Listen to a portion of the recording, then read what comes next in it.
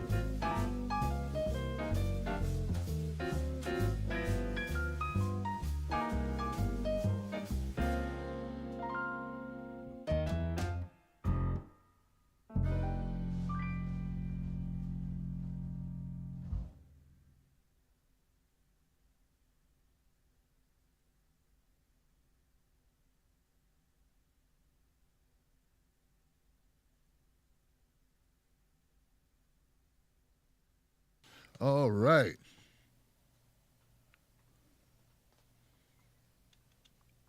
Whew. Wow, there we go, guys. How you doing? My name is Tim Black. Welcome to the Tim Black Show. Glad you can make it. The mic is hot. The call queue is up. It's Friday. What up to my people on Periscope, YouTube, Facebook? My name's Tim Black. This is the Tim Black Show. This is how we do it on a Friday. We got a call-in show on Fridays. The call-in number displayed below. This monologue. So what I usually do if you're new to the show, let me pump my brakes for a second, okay? First of all, let's make sure people can hear the show. How about that, Tim? All right. I know you got stuff you want to talk about, Tim Black. Let's make sure that people can actually hear you tonight. Okay, so let's do that. Mr. All charged up and ready to go. Let's see what's going on YouTube. YouTube people, can you hear the show? Are we good, YouTube? What's up, Dania? Reese Lindsay and Jordan Allen and Kiera and Kelly and Jilly and Schultzy and the whole house and Michael and the car and Jordan and Upstate and Rahul and Katarina and Emerson and Michael and Shah and Ja Masia, Clay, and Cirrus. There we go. We're doing it. Maker of Things, hitting it up. Thank you, Wolfpack Lookout, and the whole crew, Nikki and R Squared and Angela and Tony D. Gary Webb and Jordan Allen. We're carrying signs with Natty and Daddy Show. Natty and the Daddy Show. I like that. All right. What up, Nikki and Aurora and Upstate? And Sean. Yes, we're doing this. We're doing it. All right, looking good, Carrie Holder. Quantum's World with Grey Wolf and Literal Lils. Que pasa, mi gente? Que pasa? What's up? All right, that's what's up. My amiga or amigo, I don't know. But yeah. And yeah, so you're doing. Hey, look, guys, share this out a little bit. Let's get some numbers up. You know, we got a couple things to talk about tonight. I think it's we're gonna make a little noise tonight. People might want to hear it. So we're looking good on YouTube. Somebody would have told me by now. Sean says, I'm coming from Alaska. What up? My New York City girl made it through, and Jordan Allen came through to pay us some love, some respect with Sabrina Jacobs. Is that Sabrina Jacobs, my friend? Sab One, what's up? Sabrina, Bree, what's up? How you doing, Sabrina? All right. Yeah. Okay, so let's go make sure that my Facebook people are good. All right, let's make sure. What's up, Salt Lakers? Salt Lakers. Yes, it is, Sabrina. There you go. What up, Sabrina? You know I'm bad on remembering stuff, right? So send me the stuff so I can shout you out properly. All right? Go ahead and type in your show name. I think it's like the I don't want to guess. Show name and where they need to go check out your show, because Sabrina's great.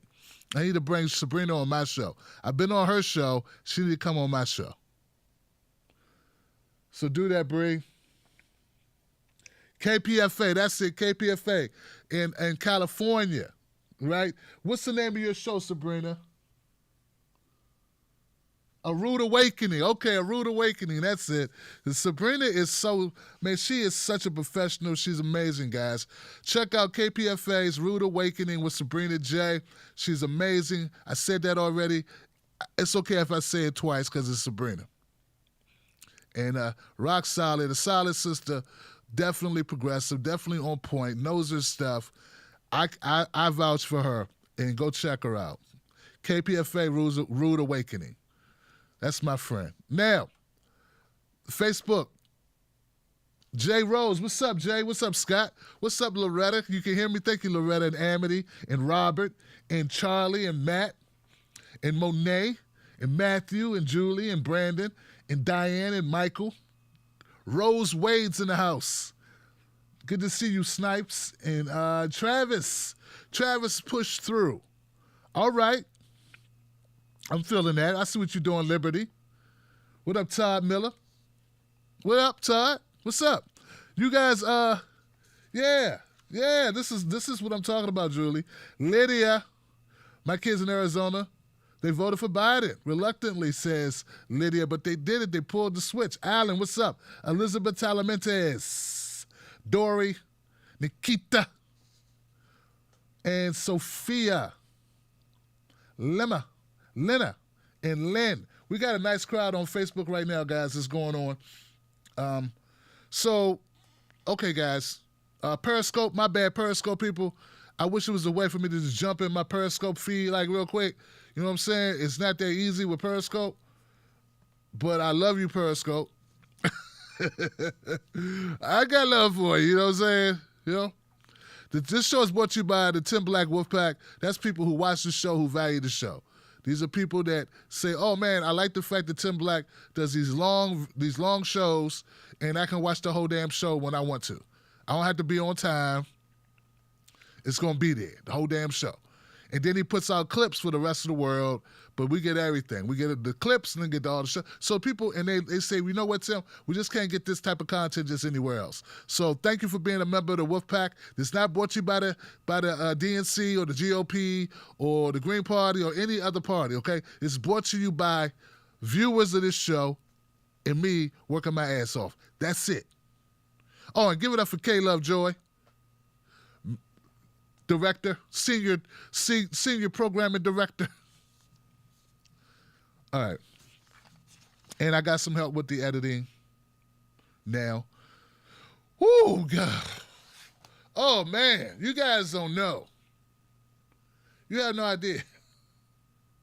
I got bad carpal tunnel from years of editing videos every day for the last 5-6 years. And it's now finally starting to calm down. I thought I was going to, I don't even want to make jokes because I don't even I just know it hurts less than it did hurt before I got the help. So, guys, you don't know. You good for my health, my editing crew. So thank you so much for being a part of the Wolfpack editing crew. All right, guys. If you're new to the show and you're still around, what we do on Fridays, we do a monologue. I bring you up to speed on a couple news items. Then we go to phone calls. Phone calls are 3 to 5 minutes. It's my show. I kind of dictate how long people can talk because I'm looking at the count. I'm looking at people. I can see screens. I can see Facebook people. I can see YouTube people. I control that part of it, but I never control what you say. I never control your opinion, and we don't have to agree on everything. We don't have to agree on anything, frankly, and actually it's kind of fun. You never know what you're going to get when you got a call-in show without a screener. So that's the show. That's what we do. What we're going to do now is we're going to get into the stories. I really don't have a monologue prepared. Well, I never really have a monologue prepared. I might have something I want to talk about. But that's going to be intertwined in today's show, in today's story topics, okay? So what I do want to let everyone know is that there was a town hall. It was 2 town hall. Those town hallists. 2 town halls yesterday, one on NBC, one on ABC. And George Stephanopoulos is ABC, right? I don't know. I think that's right. I don't think CBS got the money to pay him. So, anyway. So here we go. So there was a wow, Jilly. Okay. There was 2 town halls. See, I got thrown off. I read the comment section, and somebody just dropped it, dropped the elbow. Bam!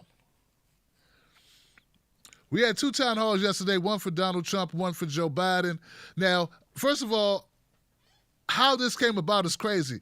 Trump was in and Trump was out. When Trump was in, Joe Biden and Donald Trump were supposed to have a town hall. Then Trump got coronavirus. Then that changed everything. Then they wanted to do virtual. Trump didn't want to do a virtual town hall. Then Trump changed his mind. But by that time, Joe Biden allegedly, I don't know if this is true, you never really know what the real story is, but here's what they say it is. When Trump pulled out of the debate, wasn't going to be a town hall, it was going to be a debate, Joe Biden made plans with ABC. And then Trump came back in and said, well, I'll do it.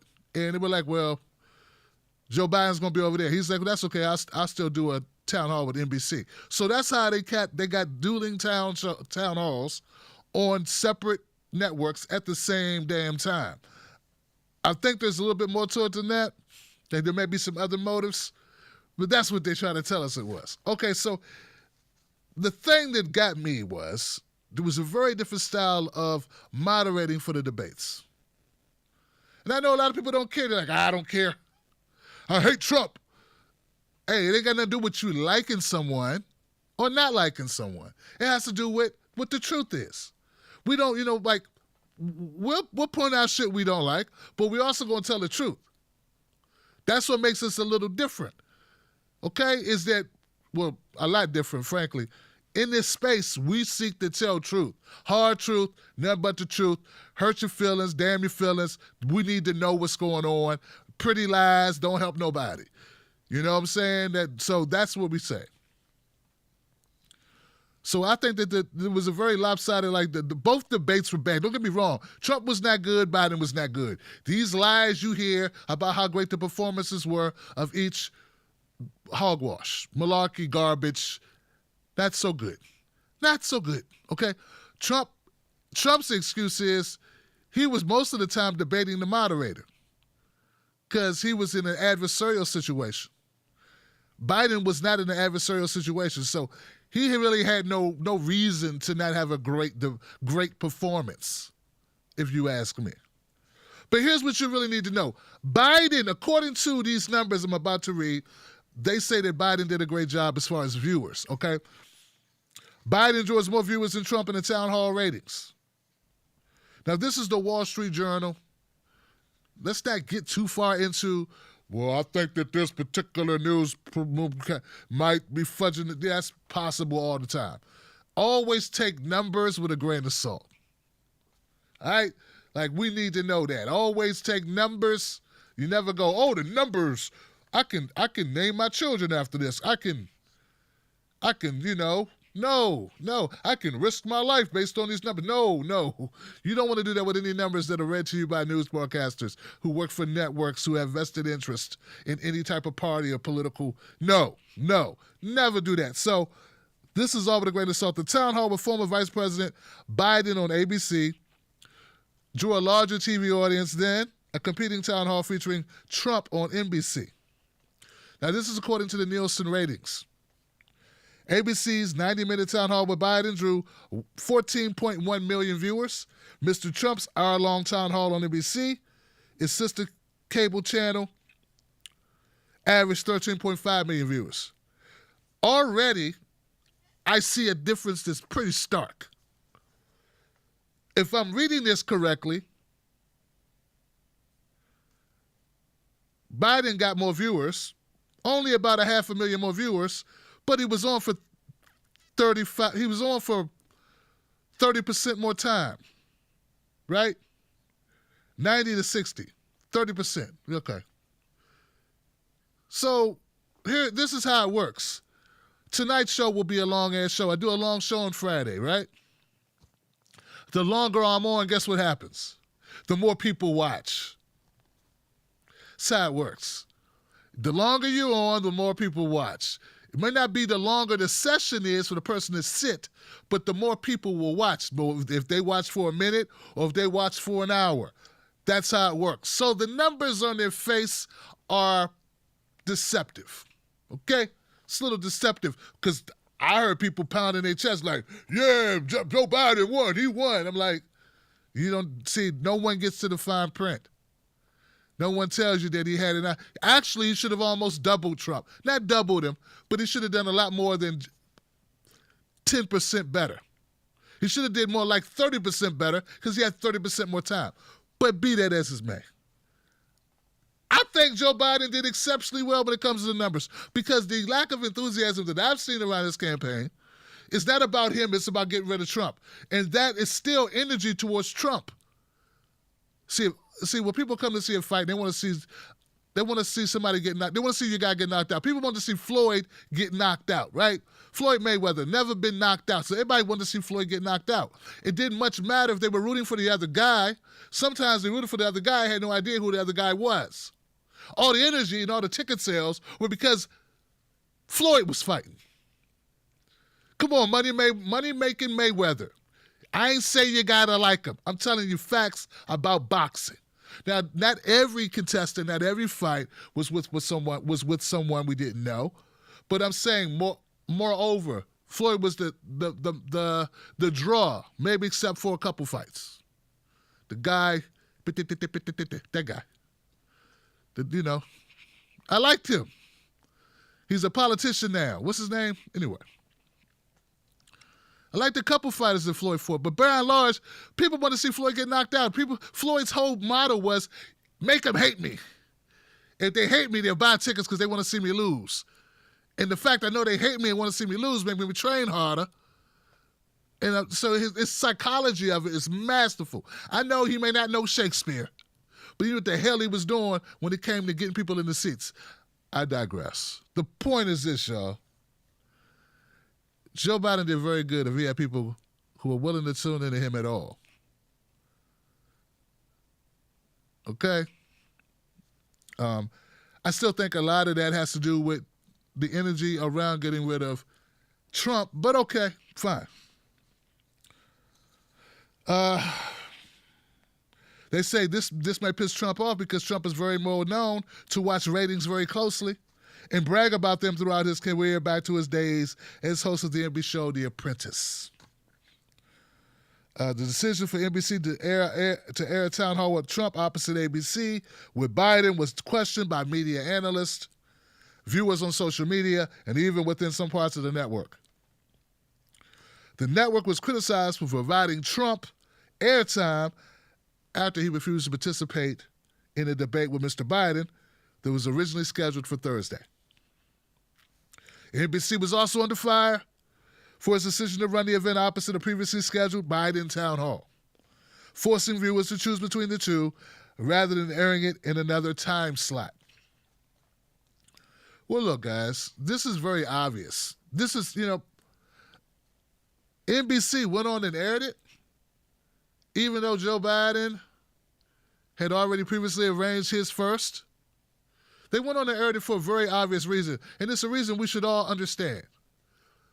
They don't give a damn.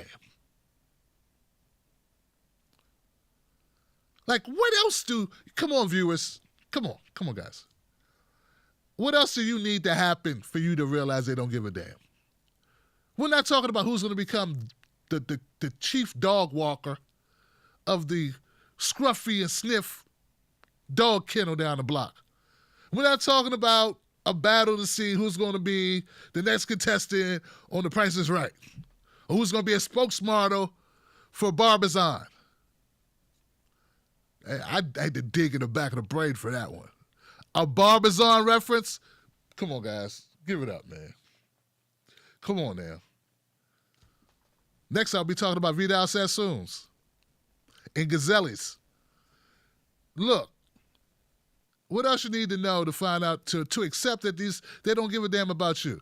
We're talking about choosing the President of the United States for, as close as we get to choosing it, because it is a representative democracy where we choose actually people to go vote on our behalf to choose a president. So you ain't really voting for the Trump or voting for Biden. You're voting for a representative who's supposed to go and vote for whoever they think is smarter, because you ain't smart enough to make the act. Forget it. Watch KRS-One's interview with Mike Epps and get it. But here's the point. They don't care about you. They don't care about me. They don't care about 100 people that look like you, 100 people that look like me, or any of you. They don't. That's why they went on the air. They're like, let's just fight it out. Let's get the money. Care about you having access to it. I'm up here flipping. I got 2 screens going. You think I'm playing Warcraft, World of Warcraft or something. Think I'm playing Call of Duty. No, I'm up here watching 2 old-ass white guys lie. I shouldn't have to do that on a Thursday. If I got to sit and listen to 2 old white guys lie to me, at least let me do it on one screen. I shouldn't have to multitask. So anyway, they say Biden won by that much. Okay? Just so you know. Man, I don't know what's happening with being black. Being black is becoming really popular. It's becoming popular. And what's even becoming more popular than being black is being black and being political. Yeah, everybody who was in the other stuff is all of a sudden very much into politics now. It's like, wow. Weren't you just on Dancing with the Stars? Now you wanna be a political pundit, huh? That's what we're doing now. That's it. I remember people made fun of me, and I was always covering social justice issues for almost a decade, and people still were, he's not serious. I interviewed presidential candidates and senators and congresspeople and entrepreneurs, and hey, but he's not serious. They discredit me, and I didn't put out Rump Shaker. They discredited me, and I had a whole talk show where I talked about, I debased women and, said crazy stuff and got video of me fighting people and wasn't part of scandals. But you can't take him serious because it's on YouTube. Oh, okay. That's... So look, it's this open season. Anybody, anywhere, black, just jumping. And don't get me wrong, it's probably happening in the white community. It's probably happening in the Latino community, Asian community. Everybody, now that Andrew Yang is running, probably every other Asian guy wants to be a commentator. Yeah, that's what happens, right?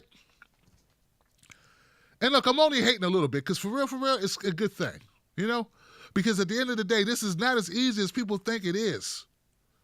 And they're going to find out. And I love people finding out how hard it is to do this job. So anyway, part of this whole evolution thing, there are some good things happening with it. Because some people that are getting into this seem to be damn serious. And they also, some of them are damn influential. Which to me is always a good thing because they bring attention. See, you don't have to you don't have to know everything. You just have to have conviction. And if you have conviction and you mean it, and I do believe that some of these people mean what they're saying, then you can bring attention to an issue. And at the end of the day, isn't that all we're trying to do? I mean, we're all fighting to make our voices be heard. That's what this is all about. We're in the information age, and now we have people. So a couple of those people that have stepped up to make their voices be heard, one of those people is Ice Cube. Now, Ice Cube has a history of talking about controversial issues. That's what I know him from. I grew up on Ice Cube. I grew up with Ice Cube. I mean, not technically with him, but, I grew up on his music. I grew up on his politics. I grew up on that wavelength of hip-hop where we were talking about societal issues. And now, when he put together what's called the Contract with Black America, I was covering that.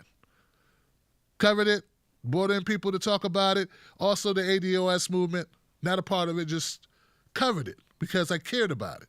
And I still care about it. So I covered it. Not looking for shine, don't just care about it. Just like I cover other things that I really care about. The point is this.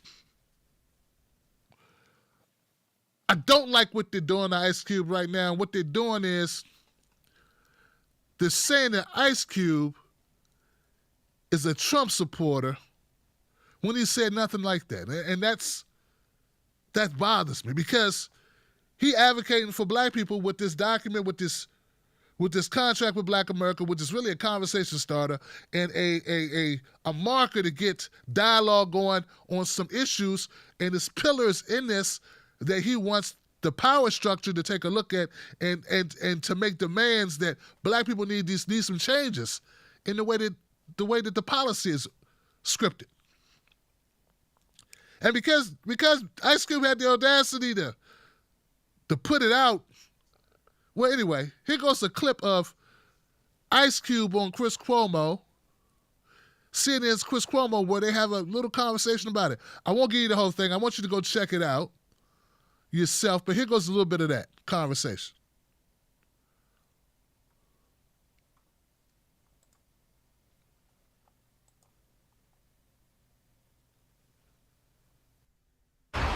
Our next guest is Ice Cube. If you know anything about him, and you probably do, you know he started his career rapping in defiance about police presence and the realities of inner city life. And he got political with his songs as well recently during the Trump administration, most recently in 2018. Here's a taste. Arrest the president.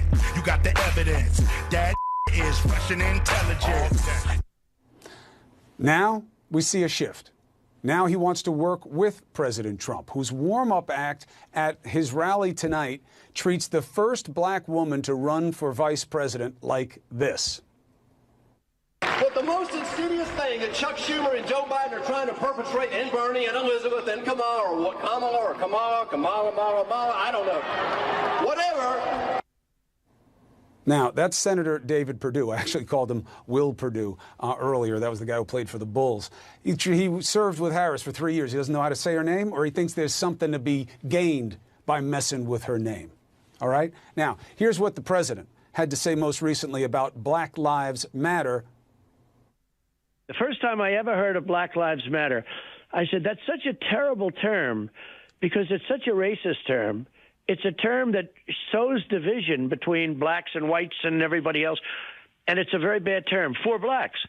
But they were very angry. It's a Marxist organization. With all that going on and how the president continues to speak about there being no systemic inequality, it's no shock that Ice Cube got some heat for deciding to work with the Trump administration. He wants to deal with it. I want to understand it. So should you. So here is Ice Cube on Prime Time. Thank you for taking the opportunity, brother. I appreciate it. Thanks for having me. Chris, your lead-ins are a little misleading. How so? Well, the Platinum Plan is not my plan. I came up with the Contract with Black America, and I didn't run to go work with any campaign. Both campaigns contacted me, both campaigns wanted to talk to me about the contract with Black America. One campaign said, we love what you have, but let's really dig into it after the election. And one campaign said, we love what you have. Do you mind talking to us about it? And that's what I did. So I didn't run to nobody. And so that was real misleading to me. Well, I didn't say you ran to anybody. I said that you had taken a pivot. Well, you said I ran over to the Trump team instead of the Biden team. That's just not true. Well, but you are working with the Trump team instead of the Biden team, and people are giving you heat for it. What do you say to them? Well, I'm willing to work with both teams, but I'm just working with whoever is willing to work with me. So the Trump campaign came to me and asked me to explain to them some of the contract with Black America. That's what I did. I'm not playing no more of these games, these political games. We're not part of a team.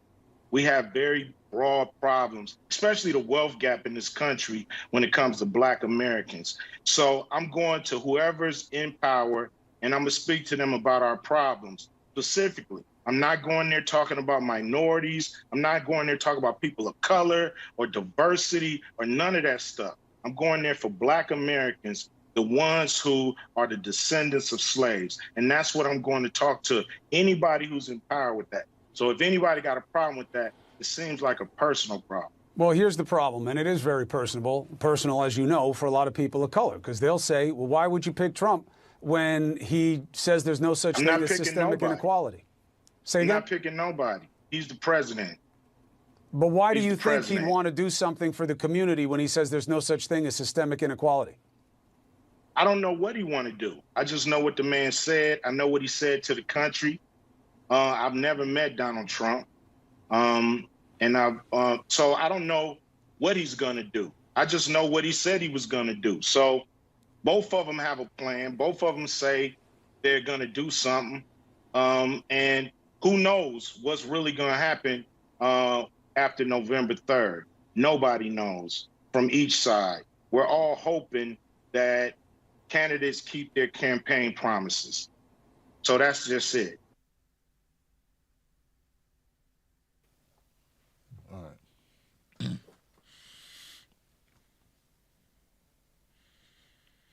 Okay.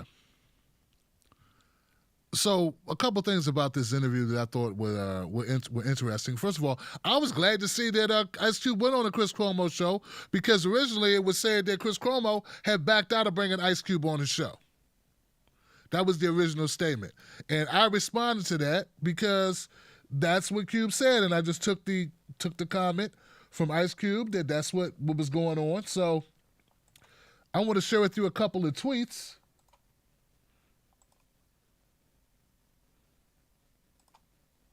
Let's go first with this one. Okay?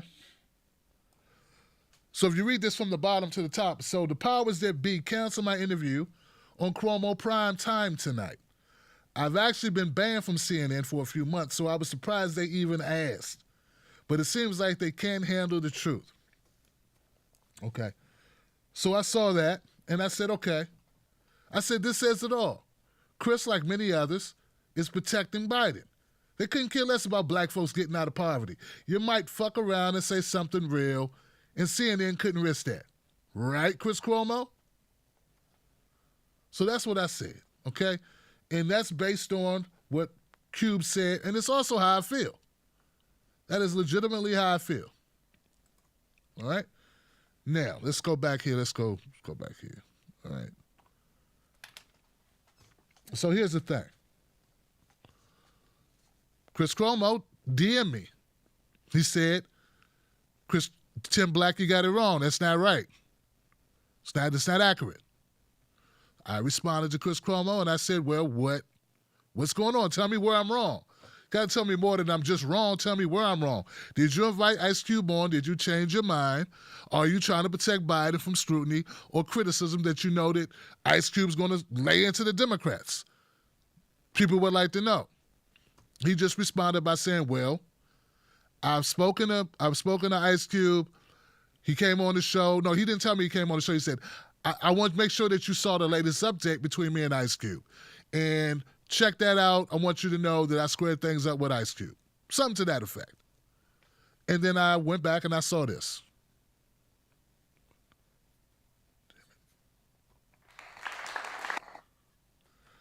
So then this came up.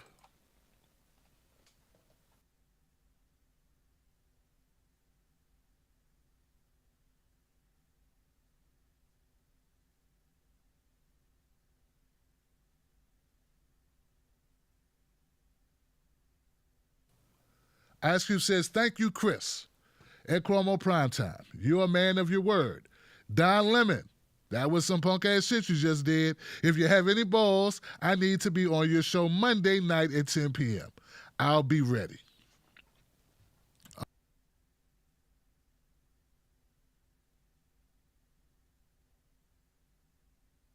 All right, so now, did you hear that? Okay. Make sure the volume was up at that point because I hit the volume button down. Now here we go, guys. This is now. Hey, I appreciate Chris Cuomo for taking time out to explain his position. I told him I was going to do this broadcast and correct based on that, okay? And that's what I'm doing. Chris Cuomo apparently was not afraid to bring on Ice Cube because there goes Ice Cube on the Chris Cuomo Primetime show right there, okay? Thank you. But here's the thing, man. The whole interview sounded a lot like you were, just in the bag for the Democratic Party. Now, look, I think the time, and that's the whole point of what Cube's saying and the whole point of what I'm saying now. Let me not speak for him because I don't know Ice Cube. Derek Hamilton came on this show. Professor Derek Hamilton, Dr. Derek Hamilton came on the show. He talked about the contract with Black America. You guys, if you're a Tim Black supporter, if you're a member of the Tim Black Wolfpack, you already know that we've been covering that on this show. I got great viewers, a diverse crowd that actually gives a damn about these issues. They were here when I had Dr. Darity. They were here when I had Dr. Derek Hamilton. And he pointed out what the directives were. This is not about parties. This is not about choosing the Democrat or Republican Party. And Chris Cuomo and CNN seem very much tied to the Democratic Party. I mean, everyone knows this. Why are we even playing around? Chris Cuomo and all of them, listen, when people think about the ideology of the programs, the ideology of the programs of CNN and MSNBC and ABC and CBS, they think neoliberal. I don't even want to say left because you don't really have leftist programs, okay? You don't really have progressive. People use those names, those terms, but if they were progressives, they'd be pushing for Medicare for all. They'd be pushing for ending of mass incarceration. They'd be pushing for a lot of things that I don't hear them talk about, okay? But I do hear them sensationalize the killing of black people. I hear them sensationalize the killing of George Floyd, Breonna Taylor. They'll run that all week, but that doesn't mean that you're progressive or that you're really of the true left, okay? And this is just me speaking for the way I see it. The whole time, Chris Cuomo, it just seems like you're just coming from a vantage point of, aha, I got you. You with Trump. I got you. You with Trump. And I don't see where that's the case. He said he never met Trump. How can you be with somebody you never met? And I'm a little sad, a little disappointed that some people are just assuming that that's what's happening here. They're just assuming I'm seeing pictures of Ice Cube in a MAGA hat. I wonder who put that out. I want to know where I just want people to think, who would benefit from you thinking he was MAGA? I don't think it would benefit Cube. Who would it benefit? Well, I see a benefit for Donald Trump. I see a benefit for Donald Trump for you to think that he was MAGA, right? I also see a benefit for the Democrats. A reverse benefit, where they soiled the ground, where they soiled his name, they discredit him in the black community by pushing him over there with Trump when that's not, like, without any real basis of saying that. In the clip, he said both the Democrats and Republicans came and talked to him. One said, we'll talk later. One said, let's talk now. Can we talk? What's he supposed to say? No, I don't want to talk to you. Like, we've been over this before. The difference is Ice Cube had help writing this with scholars and with professors. And he didn't just pull this out of his ass and say, hey, I want to do something about America, and then go meet with Trump with no, he already has like a game plan of having a conversation. What'll be important is if Ice Cube brings in those people with him if he does take it further. But as it stands right now, he hasn't met with Trump. What I'm saying is it just seems like a lot of work, a lot of people working to discredit him and say, he's trying to take shine. Why would a person who's already well off to do jump into this shit? People are delusional. There's nothing to be gained from being hated by half of America. I mean, unless you're like Tommy Lauren or someone, Candace Owen. For a record producer, for a person who does that, there's nothing to gain monetarily. You understand what I'm saying? So I know it's the knee-jerk thing. People do it. Okay, but what I'm saying is, if you are a person in the public eye as fractionized, as divided as we are, these factions that we have, this is not a place to play around in. If you are a person who wants to stay mainstream and wants to do daddy movies with kids and want to be able to do something mainstream, and this is not really that area. And if he did, he would be all Democratic Party in, okay? Just like most of the other black celebrities are. Let's just keep it 100. I mean, that's what they have to do. The fact that Cube is willing to even say, okay, I talked to Trump's people.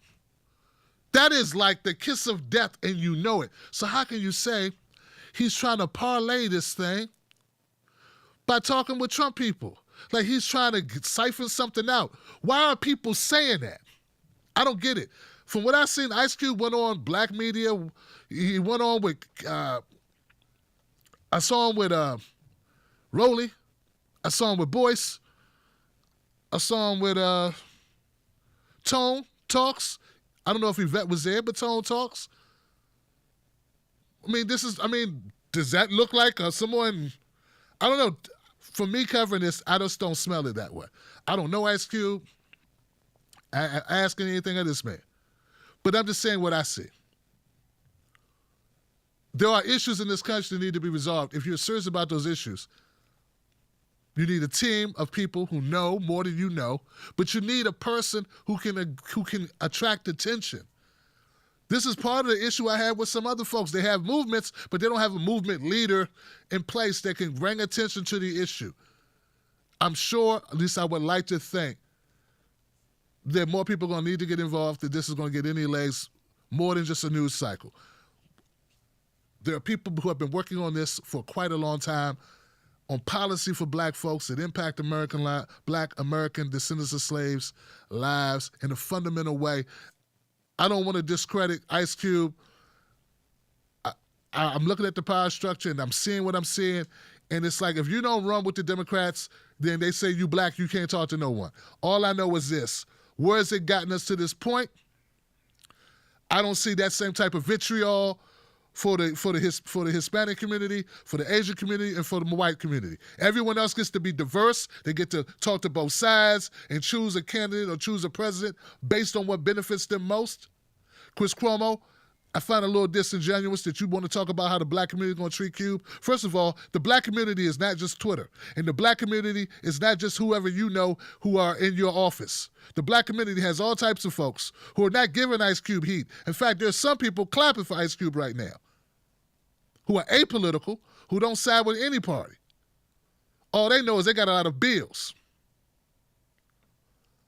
Black bills matter too, Chris Cuomo. When we talk to Democrats, all they talk about, we're going to do some reform of the criminal justice system, and then they tinker around the edges. Well, what about these damn bank loans? What about these damn interest rates? What about education? What about student? Now just talk to me about HBCUs. What about student debt? All the same problems that white people have, black people have the same problems. It's just that when white people have the cold, we have walking pneumonia. So if it's bad in the white community, it's triple death. We're at death's door in the black community on those same issues. I don't want to beat a dead horse here. Most people already get it. I'm cognizant that there are opportunists. I don't feel that here. I feel that Ice Cube is adamant and serious about what he's doing. That's the sense I get. I respect the fact that Chris Cuomo reached out to clear it up. I respect the fact that he brought Ice Cube on the show. Okay, Don Lemon, you were the one giving Dave Chappelle heat because you felt he should talk more. I don't know how that came about, but you took credit for Dave Chappelle doing 846 with George Floyd. You took credit for it. You did a segment about it. You got mentioned and you did a segment. Okay, I'm Tim Black. How you doing, sir? Bring Ice Cube on the show and let's have this conversation. And stop making it seem like just because he created a document that was on the internet, I don't know if you covered it up to this point. It's been up on the internet for months. I don't know how these people can show their faces, Don Lemon, when you haven't covered these issues. Correct me if I'm wrong, but this movement for reparations, the movement for black folks getting some type of income equality, closing the racial wealth gap, this is a conversation that's been going on for quite some time. I don't know how you have a show and control the editorial on the show and not talk about it. You should have already been in on this, man. Y'all pull y'all heads out of Trump's ass just a little bit to see sunlight. All of you would see that there are other issues that need to be concerned. But that's the reason why black people have got no problem with Cube talking to whoever about whatever, and not just Cube, any of us, because we know we've been ignored, not just by the Democratic Party, but mostly by corporate media, which is tied to the Democratic Party. So have Ice Cube on or have Derek Hamilton on and have that conversation. But I want you to know you're not getting any, there is nothing to be gained by hoisting anyone who talks to Trump or anyone who has an idea that can help better the black community, help lift us out of the bottom rung, to scrape us off the bottom of the country we helped build for free, and label them and slander them as if they don't care about black issues. Of course they care about black issues. They're talking about black issues. So it's like a reverse mind trick. If you talk to Trump, you don't care about black people, though you're talking to Trump about black people. Are you guys listening to this? And why are you going along with it? I don't understand, dog. Like, who dislikes black people but was advocating for black? I don't understand. Well, he doesn't like dogs, but he's got a network where he's fighting to save dogs. Or he doesn't like hamburgers, but he's got a hamburger chain. I don't understand your idea. How does that make sense? This person is fighting this, he's risking not having a job in Hollywood, being able to get his music done. He's risking being able to direct movies. He's risking these opportunities to talk about issues that you'd rather him not talk about at a time that you damn sure don't want him talking about it. You want all the focus to be on Trump is evil. And then some people are paying him back by saying he doing that for money. He already got money, ho. We're the ones broke. So let's just give us an opportunity to play out. And let's ride a little further until you see actual signs of such. But some people coming with premeditated already. Like Cube is not Terry Crews. Okay? So he's not Omarosa. He's not looking for a job working for Trump. Okay? People are hitting me with the dumbest. I'm starting to get a little lit now because I'm thinking about some of the comments people. Tim, what did you think about Omarosa? Omarosa took a job working in the Trump administration. I don't think that's what Ice Cube is talking about. I mean, come on, have some common sense. Back to you, Mr. Lemon.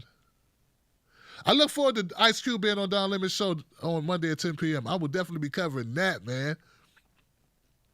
All right. That's what I'm looking forward to. Because we all know, we all know the Democrats really care about black issues. They really care. Now, what we know is they like talking about them. They like black votes. To them, black votes matter. Not so much the Black Lives Matter part. We already understand that. Okay? So, before I go any further and destroy this segment and make it acidic to your eardrums, neoliberals who are listening, let me just leave it here and just say, shitting on black men for voicing issues concerning the black community will get you canceled, not the other way around.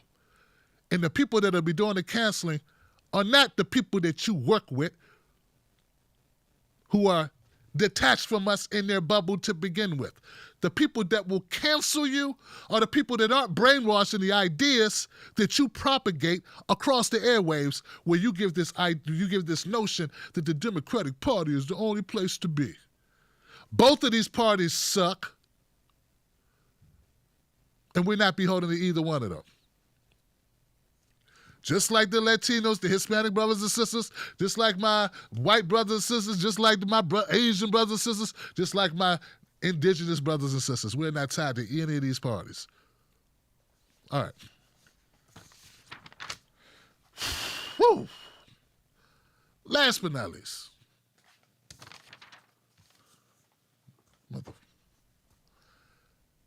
Hey, look, man. When I started talking about politics, I was asked to by my audience because at the time I was just talking about social justice. Someone said, Tim, you need to talk about politics, talk about the presidential. This was leading up to 2015. 2015. My viewers said, they said, Tim, there's this guy named Bernie Sanders, man. He's running for president. You should check him out. And you should check out Jill Stein. And I was like, I don't trust politicians. Every politician I've ever known has been a liar and a cheat. This was 2015, okay? So do the math about all the people that I'm including in that.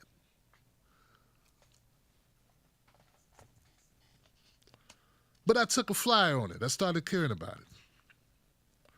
I started realizing that there's some things that need to be done that have to be done via laws, via Congress. And they're not going to be able to be done just because people pull themselves up and work really hard and try to stay out of trouble. Come up with an idea and put together some money. No, there's some things need to be done legislatively.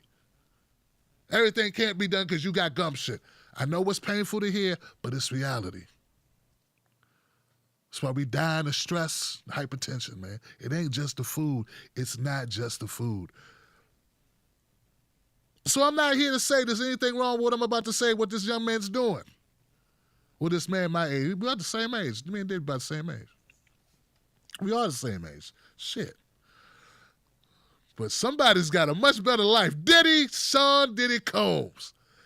He endorsed Joe Biden today, and I'm like, what is... And he started a political party called the Black Political Party.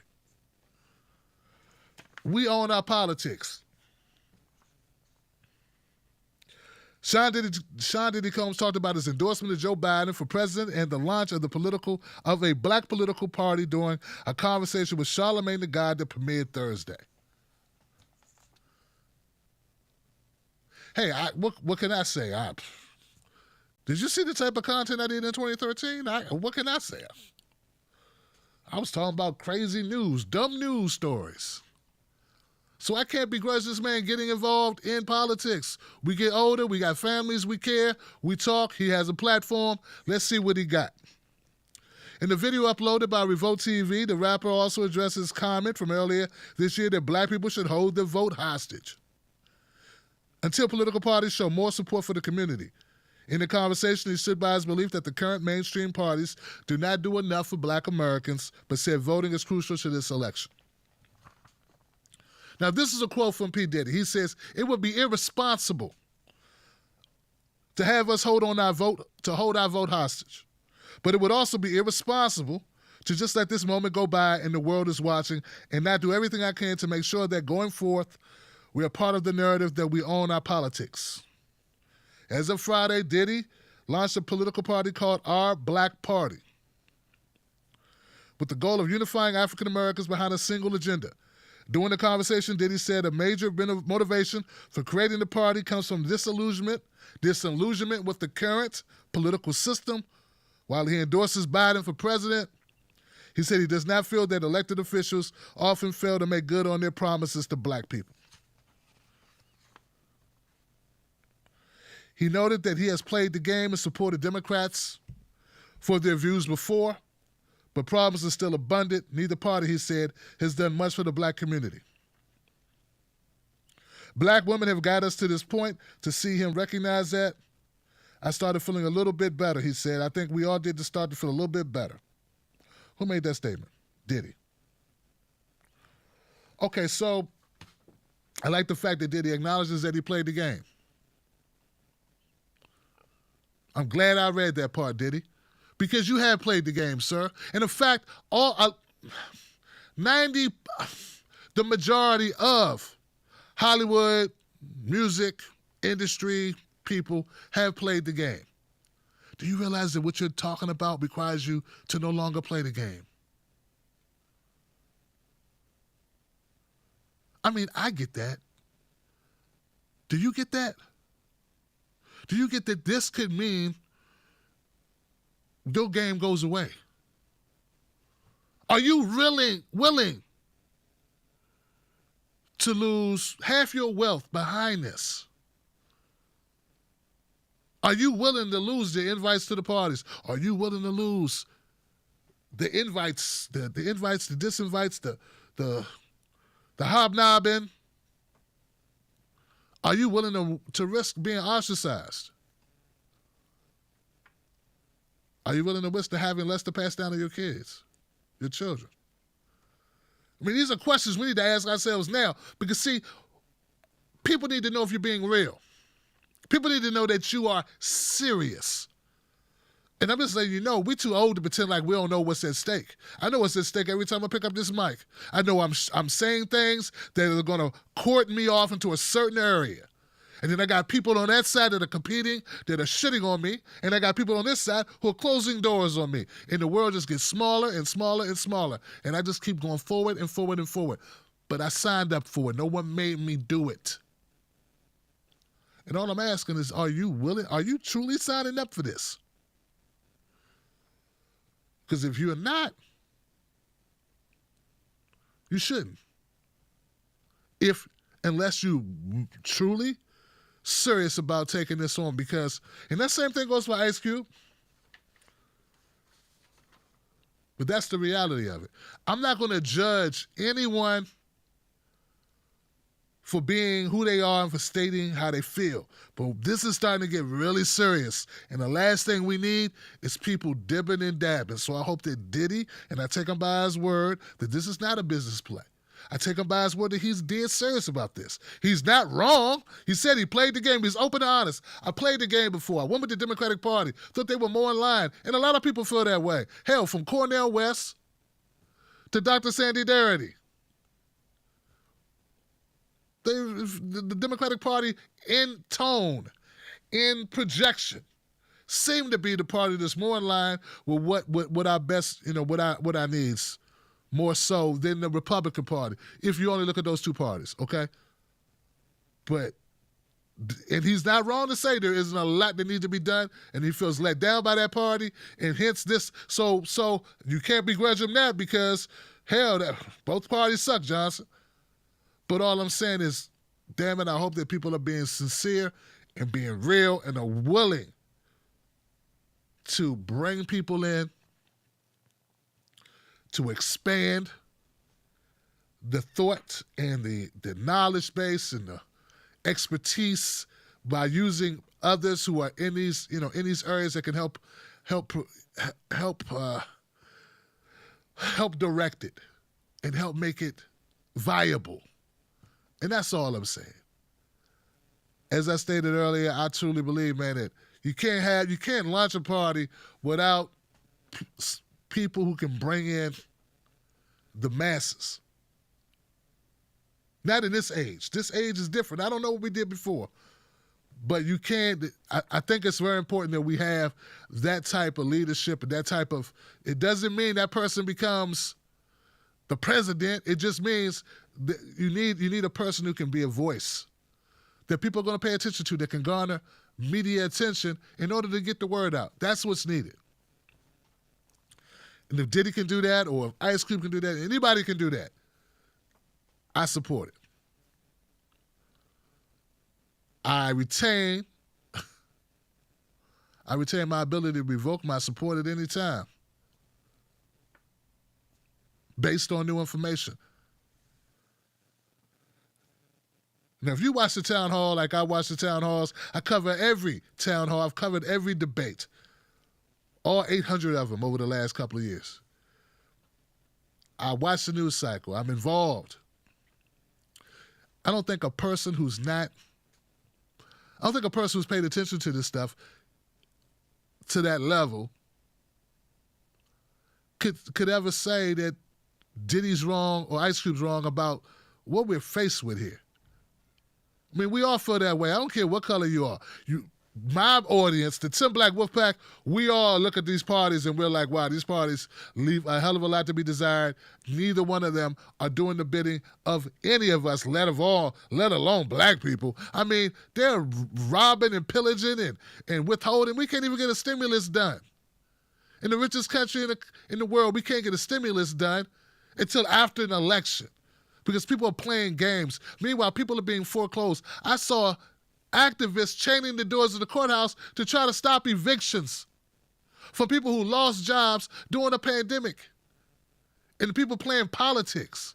So it's very backward what we have here. And it'd probably be funner just to watch Netflix. But if you got kids, you got a life, you got a wife, you got a home, you have parents, we care about these things and we have to act on them. I just hope everybody's in good faith. And let's just go forward with that. All right, that's it. That's all I got for my monologue. That was the opener. Hope that made sense to you. I'm at Real Tim Black on Facebook and Twitter. If anybody doesn't know, I'm Tim Black at Night on Instagram. I hope you follow me there. We're going to take a short break. Then we're going to open up phone lines. It's time for me to stop talking. I'm going hoarse. I'm losing my voice talking tonight. It's like I just keep talking. You know, we could disagree. We could choose to disagree, but at the end of the day, we need more people in this fight than less people in this fight. All right, I'm gone. I see you in like 2 minutes. Let's do this. 319-527-6212 is the phone number. Let's do it.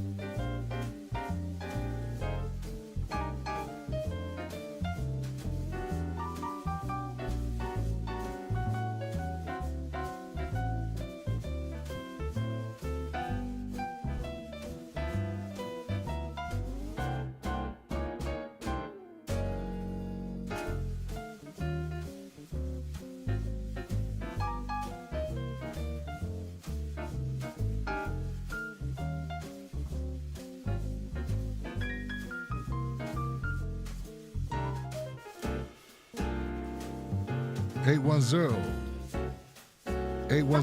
You're live. Well, you're not live, but I want to see if you can hear me on the phone. Hello? Hey, 810, can you hear me on your phone?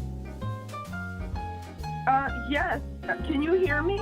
Yeah, I hear you just fine. I just wanted to test. Yes, we hear you fine. We'll be back. We'll bring you live. You're going to be the first. You're going to be the first caller, so I'll talk to you in like another 20 seconds, okay?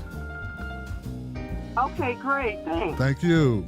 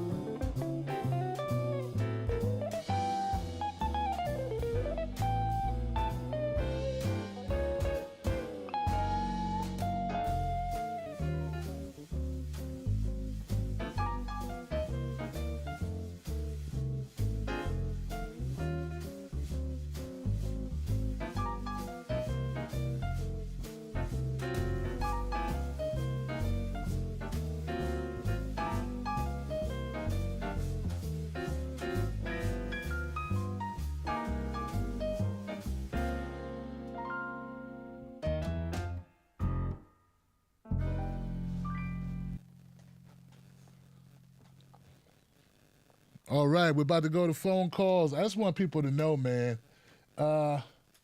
you are definitely, anybody who hung around for that monologue, was hanging around for these phone calls, who was tuning in tonight, I want to let you know that you're the type of people that we need in a movement that's going to actually work in this country, that's going to actually try to get some power back to working people. I just want you to know that you are those people. Like, I want you looking around looking for other people. You are it. Okay? What we're trying to do here in the Tim Black Wolfpack is mobilize that, harness that, and spread and grow and give people information that they're not getting in the mainstream corporate media. So I want to thank you for that. I want you to know we can't do this without you, and we do this for you. We do this for us. We do this for you. So I want to thank you for being here. This is the Where We Start At.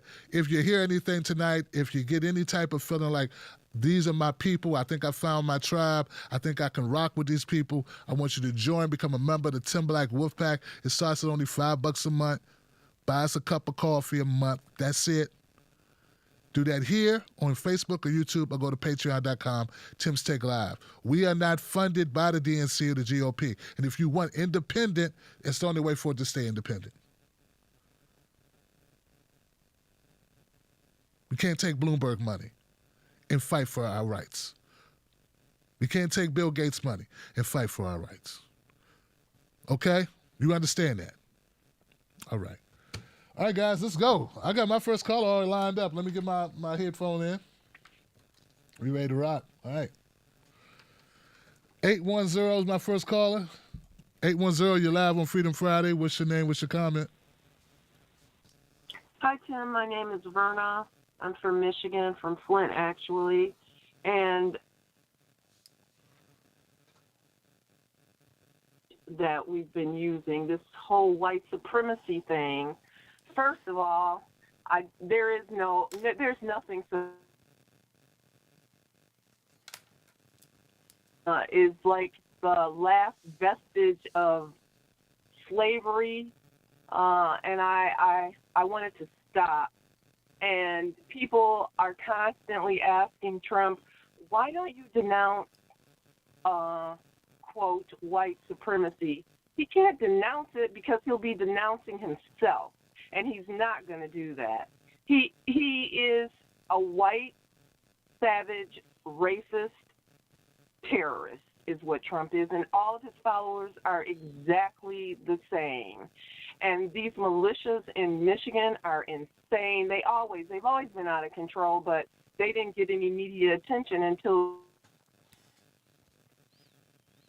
it happened. So that's my comment for tonight. And I wish you would speak to that as often as you can, because that language has to change. There's no white supremacy, and white people love to say it. White supremacy. You're not supreme because you're white. You're not superior, certainly just because you're white. There are a lot of white idiots out here, and there's nothing supreme about being an idiot. So thanks, Tim. Thanks for letting me vent. All right, Verna, thank you for calling up. Goodness gracious. She went in and out, man, but now I see it went out on you a little bit. Now, I missed the first part, but I caught that second part, though. Goodness gracious. Verna was, let's see. Wow, what can I say to Verna? With Verna? Verna, serious. I appreciate that. I don't think that when people say white supremacy, they mean it in a good way. I know I don't mean it in a good way. Maybe my bigots do mean it in a good way, but overall, it's not meant to be a compliment. And that's an ideology that's not just American; it's worldwide. It's but I'm gonna go to the next call though. Donald Trump did denounce white supremacy like 5 times in the town hall. I covered it. But like I was saying in the video, what difference does it make what he says? What we need is policies that actually strengthen and give equal footing to black folks. So the conversation of denouncing means nothing. These are just words. Sort of like when Joe Biden says, I want to bring people together, and I'm gonna bring, and listen, man, come on now, we're American, there's nothing we can't do. We're going to bring people together, you get rid of the divisiveness. What does that mean? What does that mean? What does that even look like? What are you talking about? People had this idea that before Trump was president, black people, white people, Latino people, Asian people were running down the street, arm in arm, skipping. There were black people getting shot by police then. There was poverty then. There was babies in cages then. There was everything bad was then too. Now, some things are worse. Some things are worse. Well, make no mistake about it. We had soldiers freezing on the streets, and we had kids overdosing, and we had people shooting up schools, and we had cops shooting people, and we had everything that we have now, we had then. And it was Obama. And it was the Clintons, and it was the Bushes, and there's been a continual. Get what I'm saying? So Trump is not uniquely horrible. He's a culmination of a lot of horrible shit happening at one time that gives you the tsunami of horrible. But he's not uniquely horrible, nor is he uniquely racist. You don't think it's racist when Bill Clinton signed those bills, those executive orders, he signed those bills into law, and then put on sunglasses and went and played the damn sax like that meant something. You don't think that's racist? He's racist as shit too. I'm going to go next call, Verna. I appreciate you. This is not all directed to you, but when you open up with a topic, you get some juices flowing. I start thinking about the topic, and I want to comment. But all of it's not directed to you personally, to your comment. Some of it was, not all of it. But there it is. 562. You're live, Freedom Friday. What's your name? What's your comment? Yo, what's up, Mr. Black? This is Marvin from California. How you doing? I'm good, fam. What's on your mind, Marvin? Good to hear from you. Hey, I really want to thank you for the video that you brought out for talking about Ice Cube.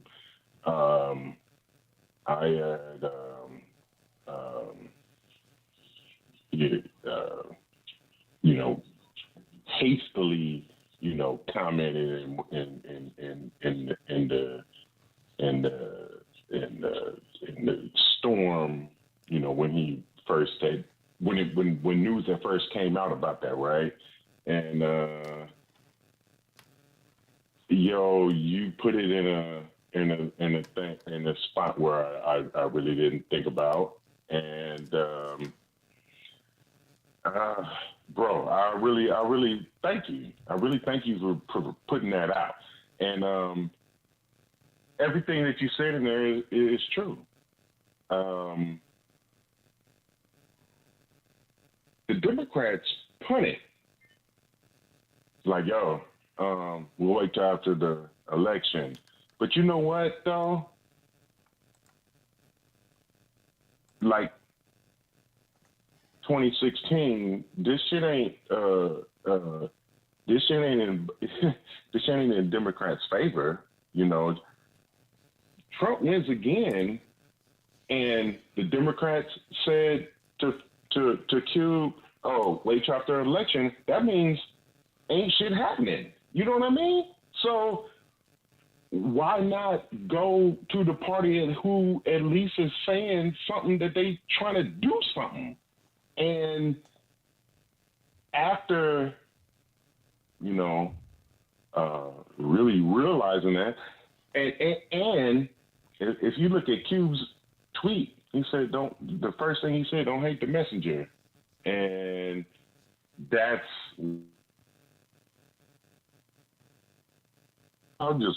my little apology. But I really want to thank you for putting that out there, man. And the other video, bro, I wasn't gonna watch neither town halls. I'm glad there's a Tim Black who watches this stuff and puts this stuff out for people, because Joe Biden,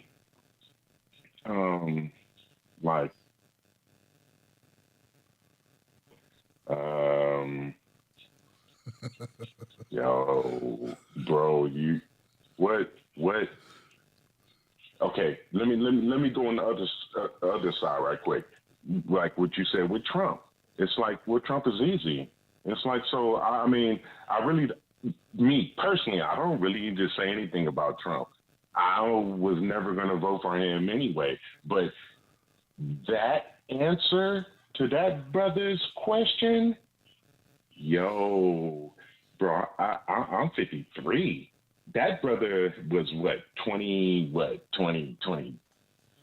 24, 25, I don't know, much younger than me, and is going to be around much longer than me. You know what I mean?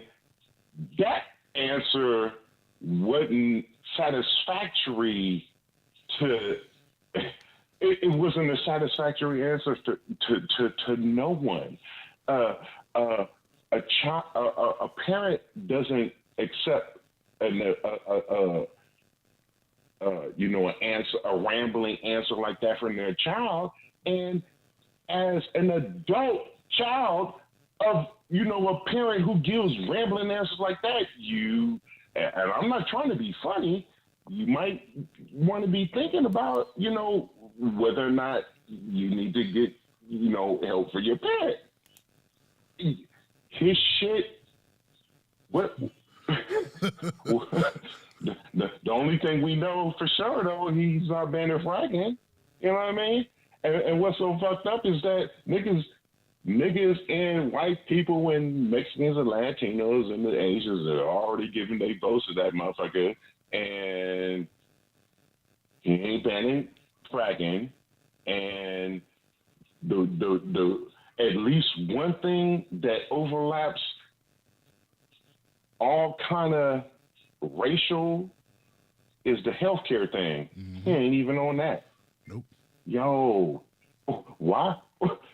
Tell me why I should give my vote to him. Why? I mean, Trump automatically? No. But why should I even give my vote to? Why should I even consider him? He gave an answer that was rambling and never got to the point of the gist of homeboy's question. Yep.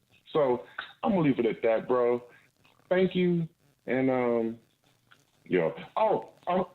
last thing I want to say too, for people too, this ain't no pat on the back thing. Tim Black mentioned in his monologue about Bernie Sanders, and I kind of started following Tim Black around the time when Bernie Sanders, when he started putting his little videos out. So that was around that late 2015, going into 2016. I've been following Tim, calling in as well.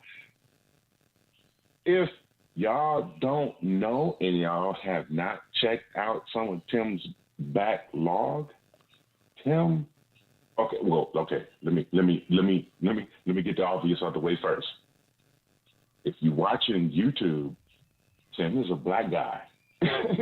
Tim is black. He is. Backlog stuff, he talks about black issues. Mm-hmm. Yo, so peace. Peace, my brother. I'm out. All right, Marvin. Thank you, man. I appreciate it. And you know how it is. Like, we keep it real here to ourselves. We got to be true to ourselves. And I think people know when you're being authentic and when you're not. I think Biden had the opportunity to meet with Ice Cube. It's like very popular and very influential in the black community. We chose him. Wasn't chosen by anybody else. He didn't do it. And he's waiting. I think that this is just my opinion. I think Joe Biden, if he's going to meet with him at all, he's waiting so he wouldn't mess up his votes because he's trying to woo Republicans. And the last thing Joe Biden wants, see, it's the opposite here. See, Trump wants black people. Biden, I got enough blacks. I need the whites. Need to go the other way. I already told black people, if you ain't voting for me, you ain't black.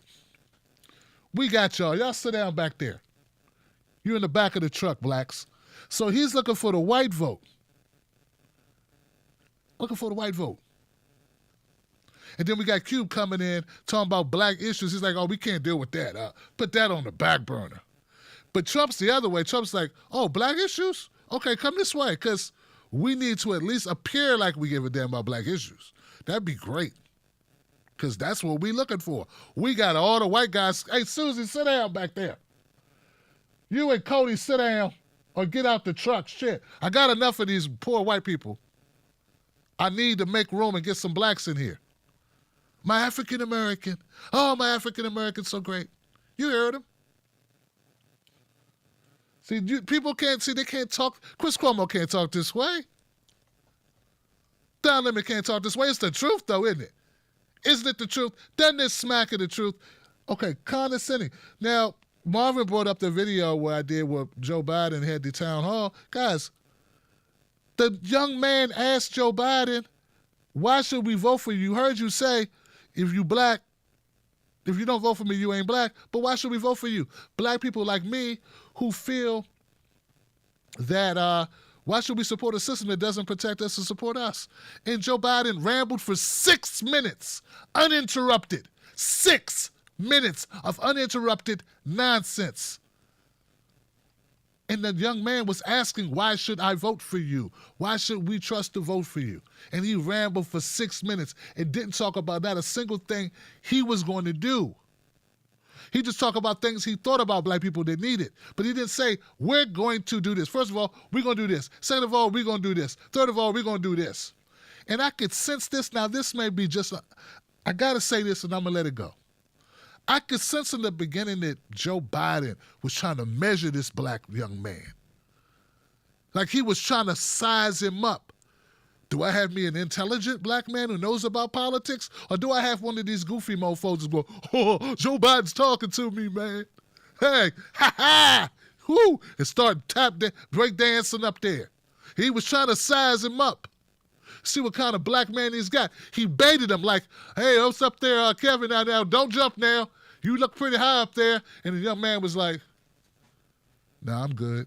How you doing, Vice President Joe Biden? How you doing? Thank you for having me answer my question. And you could see Joe Biden's face froze because he was dealing with a young black man who came with an agenda to ask a question who wasn't there to pander to his ass. That wasn't automatically going, yeah, whatever you say. Oh, donkeys fly? Great, yeah, I believe that too. Oh, for real? You want the crime bill because black people need to shut up? Yeah, you're right. All right.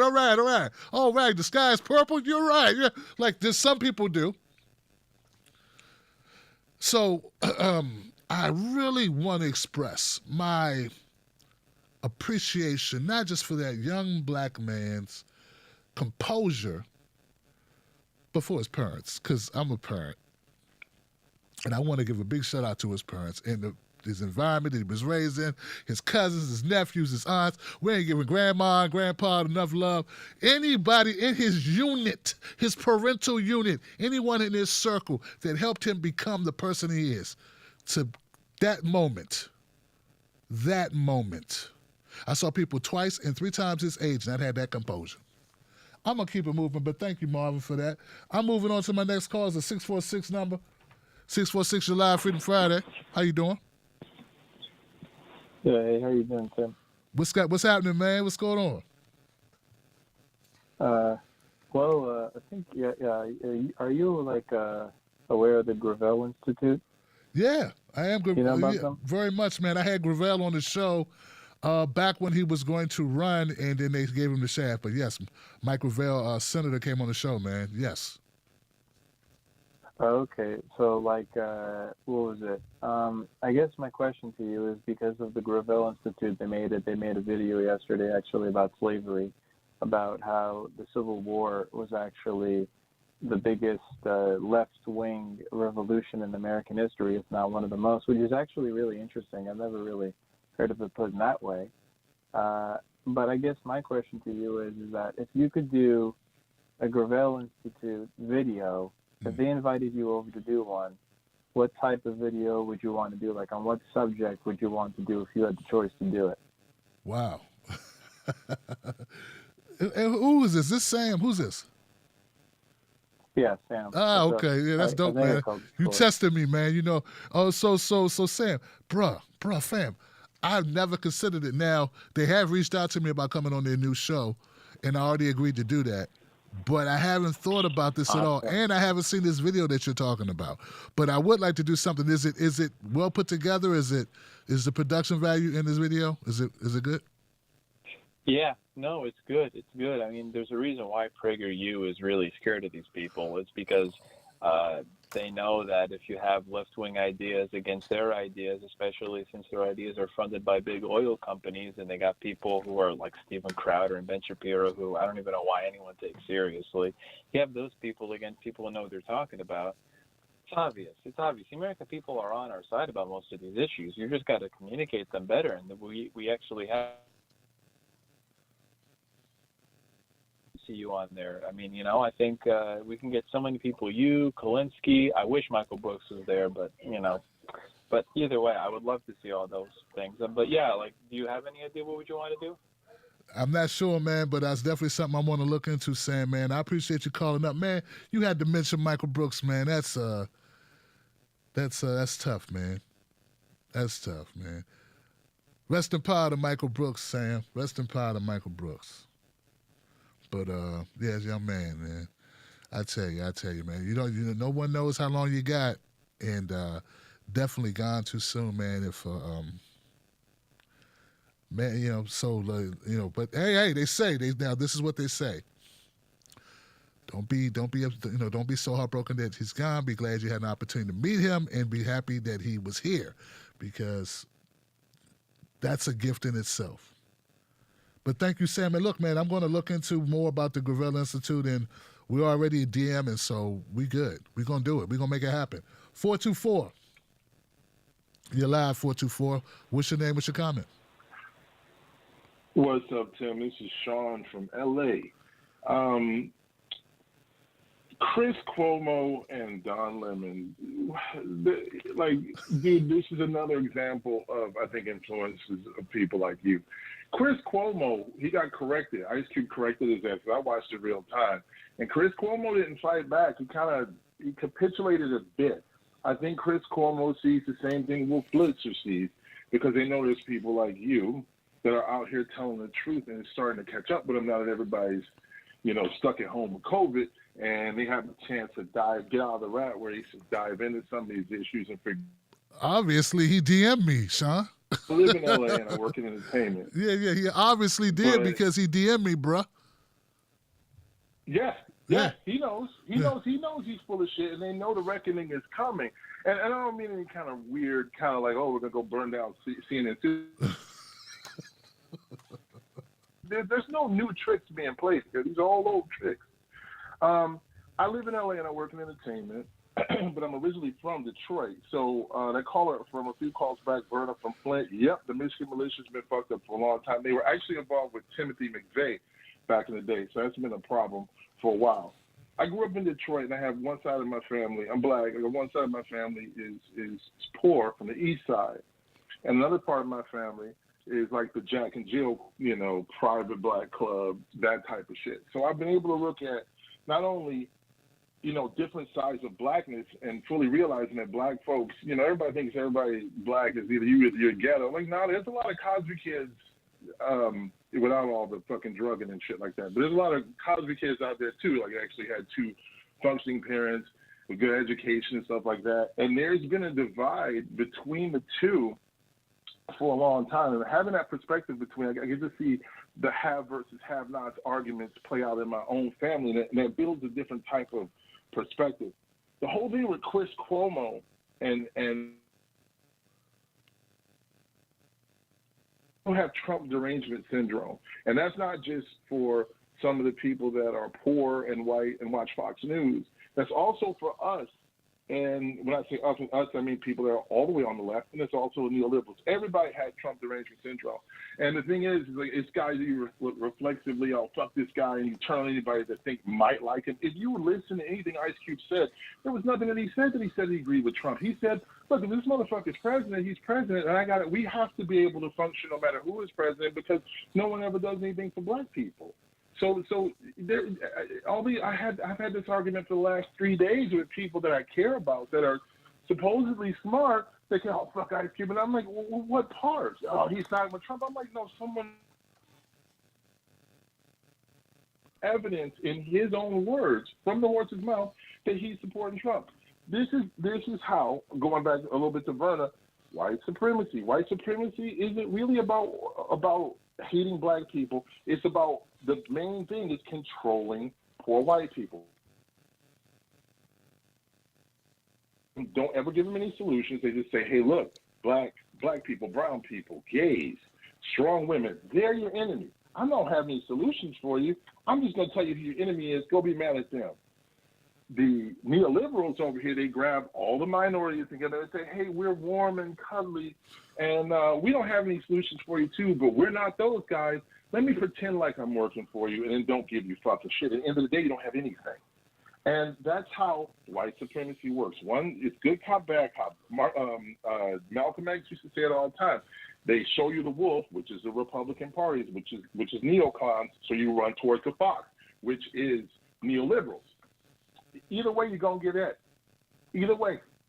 So that's what we have here, and the way white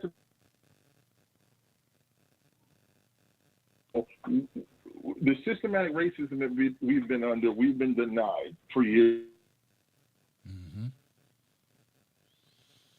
And the thing is, they pushed entertainers. They pushed, so all of our leaders back in the 40s, 50s, and 60s, they had some entertainers. They had, Harry Belafonte, they had Sidney Poitier, they had other people on the front lines, but it was mostly black intellectuals that was running everything. You know who turned it into just the entertainment show? It was the neoliberals, because they wanted to be able to control us. Every time they offer us a helping hand, and it's just about control. So what they do is black faces in high places.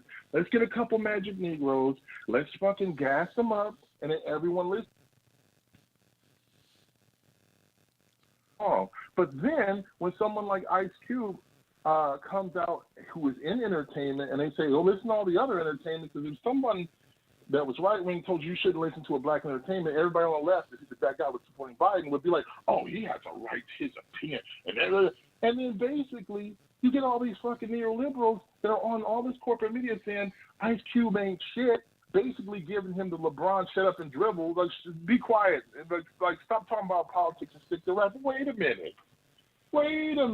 You're the one that's taking control of most of the black brain power and fucking choked it down and wrestled it and brought it to heel under all this neoliberal shit. You're the one that have harnessed all the talent we have, put it under this one umbrella so you can fucking control it. How dare you step out of that and think for yourself? And so I challenge all the black folks, not just black folks, people, period. Like, listen, because we're all living under this kind of Trump derangement shit where you need to listen to what people are actually saying. Just because I disagree, and I do disagree with the Democratic Party, I'm not in the Democrat anymore. But just because I'm not against him doesn't automatically mean I'm a Trump supporter. And that's the box they put you in. If you're not for this, you're for that. No, there's more choices out. These are all false choices. Expand the Overton window. This is no. It's not just here and here. There's, we don't have Barack Obama sound basically Ronald Reagan from 1984. Exactly, motherfucker. That's the problem. You're Ronald Reagan from 1984. That's not progressive. Not truly progressive. Not progressive in the way it should be. He's not on the left. That guy was a corporate fucking tool. So with you saw Don Lemon had to come in and fucking buck dance after Chris Cuomo, and I don't like Chris Cuomo that much, but there's something going on with that guy, just like there's something going on with Wolf Blitzer. Those guys are rich, okay? They're not mega Steve Mnuchin rich, but they're rich enough to know I'm the type of rich motherfucker that when the pitchforks are coming, they'll get to my house. They'll never get to Steve Mnuchin. He'll be fucking in the Cayman Islands somewhere. Right. But they'll get to Chris Cuomo and they'll get to Don Lemon. So I think they're starting to see, and they need to play that game. But he's corrupt.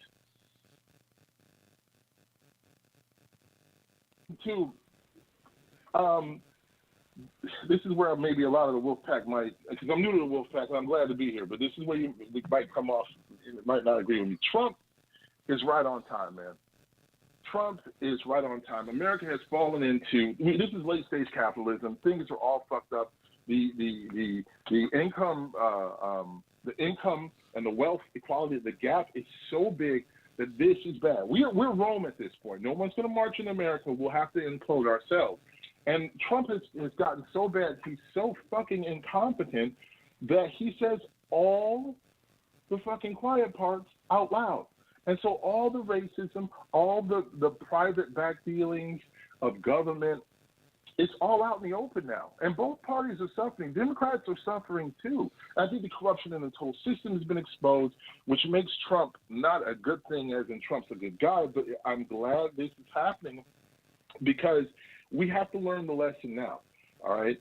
If we don't, we're going to, and the reason why someone like me living in California, I'm not fucking voting for Biden. Now, if I was in my home state of Michigan, I would have to bring a barf bag into the fucking booth and vote for him. But here in California, no fucking way. I'm going to write these nuts on the fucking ballot.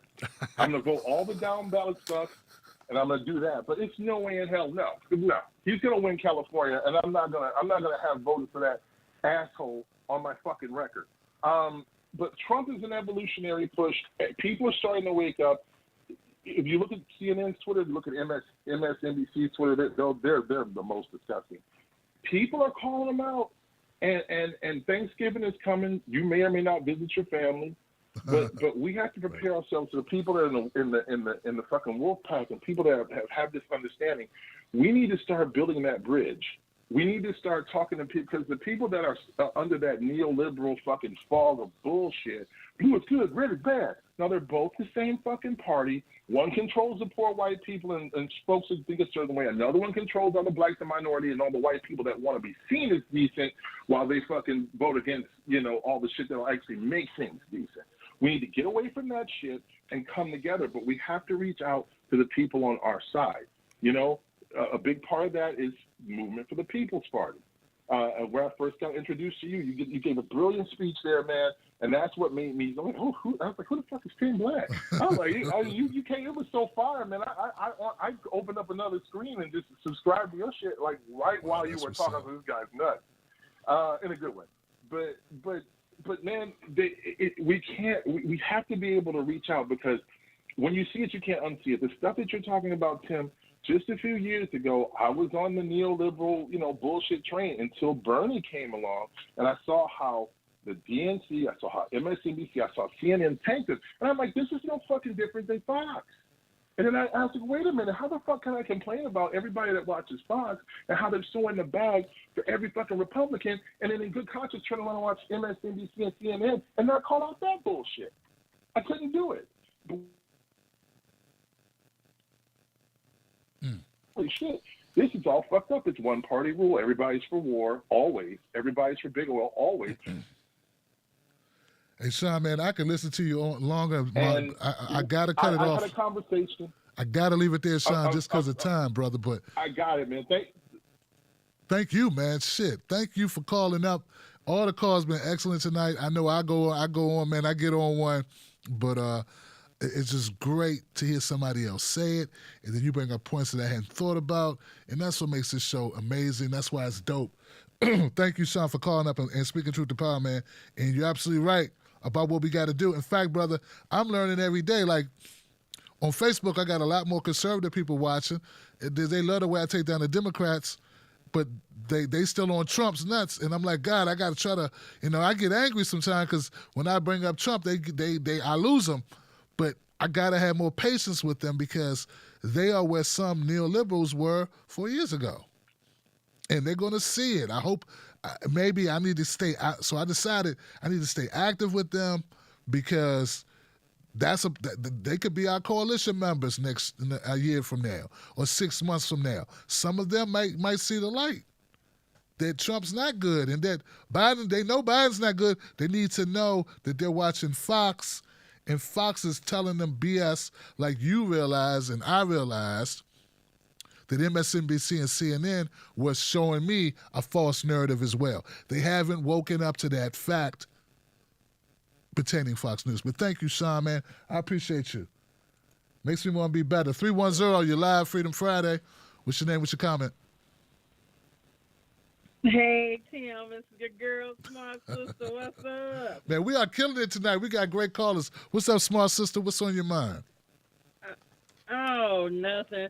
Honey, I was just going to say that what you were describing earlier with some of us, it's an old Boondocks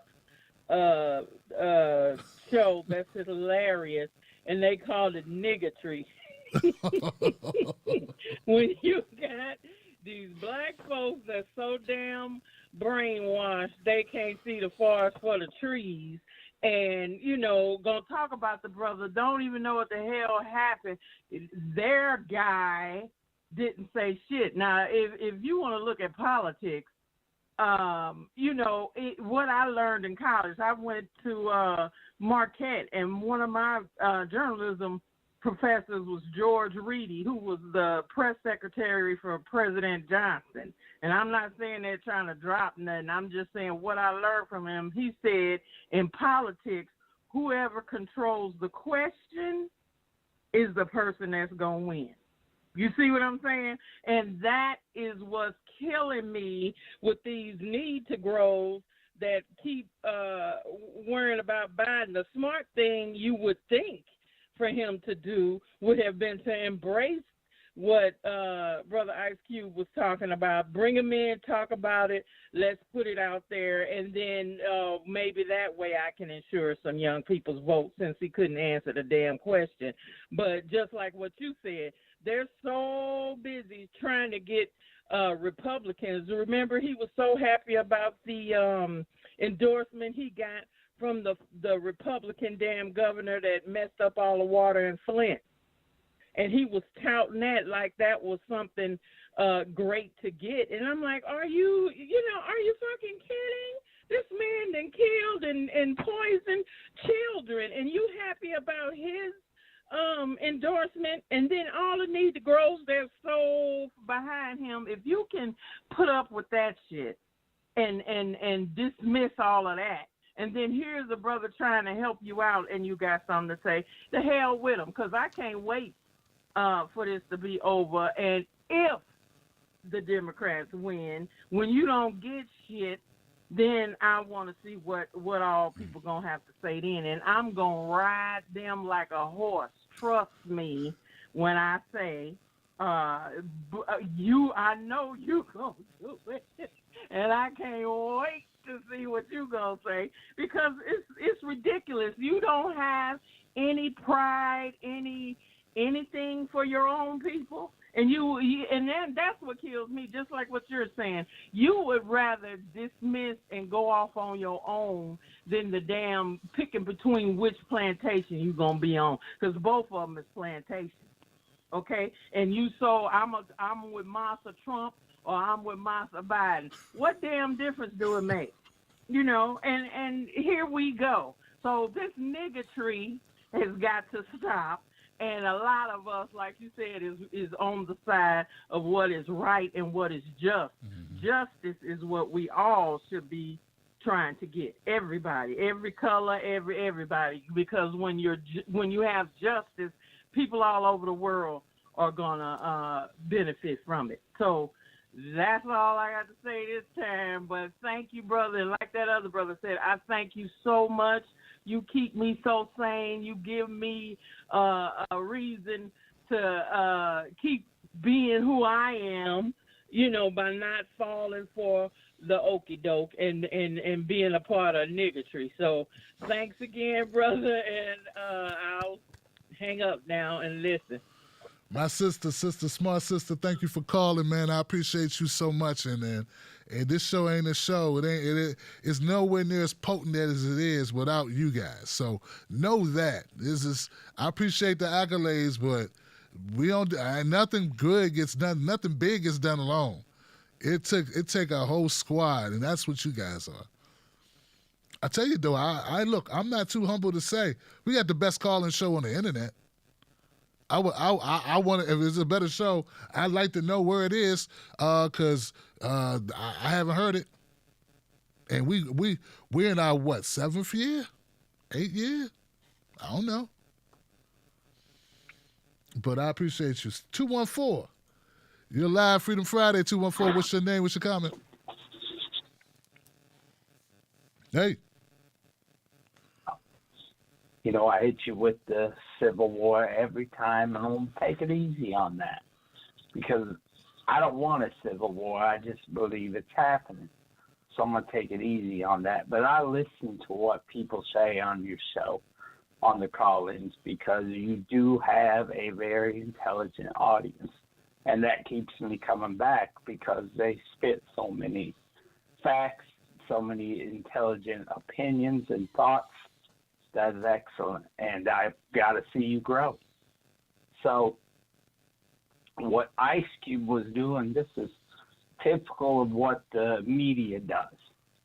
They want to present you an image that's not accurate. So you think, oh, well, he's horrible.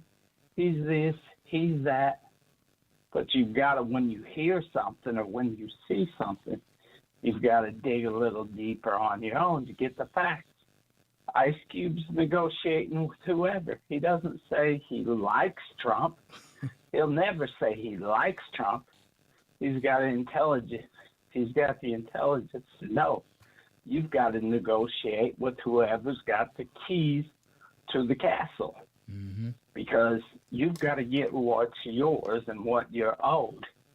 And if there's a man at the door, you've got to negotiate with him. He doesn't say that if I negotiate with this guy or these people and they don't give me what I want or what I deserved or what is mine, and they don't give it to me, he'll tell you, I'm going to kick in the door and I'm going to take it. But I'm going to negotiate with you first. And I'm going to try a civilized way to get what's mine. So what you might hear from people is about reparations and many different things. You have these poor white people, of which I'm one, might be sold an image that you're robbing them to take back what is yours. They won't ever say you're taking back what is yours and what you're owed. They'll just say you're stealing from me. Present an image. You dig a little deeper. I'm taking back what's mine, and what somebody has had for years is mine, and me taking it back is not stealing. I'm taking back what's mine. They don't ever give you these images because the Democrats, whether they'll say it or not, and they won't say it, privately they'll say it, the Democrats, they love Trump. You know, they've got a big buffoon idiot out there to present to all of the people because he helps them. And so keeping us divided is ultimately what they want to do. They never want to see the unification of everyone, whether you're black, white, Mexican, Asian, whatever. They don't want to see you come together and realize all the things that everybody's doing to you, they're doing to everybody the same. It's not the other people. It's the people up at the top that are controlling everybody and controlling the narrative. So I don't want to speak a lot. I want to let your people speak a lot more. So I need to shut up because you've got a lot of an intelligent audience. And I sit here and I have an idea of what I'm going to say when I call in. I was going to say, because they've said so many good and intelligent things, that I just want to follow on what they're saying. That's and shut up and give their voice. Hey, man, that's respect, brother. Thank you for calling up Trill South, man. Good to hear from you. And you actually reminded me of a concept, something I broke down in an earlier video, but maybe some people haven't seen it, so let me say it again. Sometimes I got to remember, people don't see everything I say. So you pointed out that there are people that these Democrats love Trump, and that's absolutely true. Like I don't want to just focus on this one person. I'm not out to ruin anyone's business.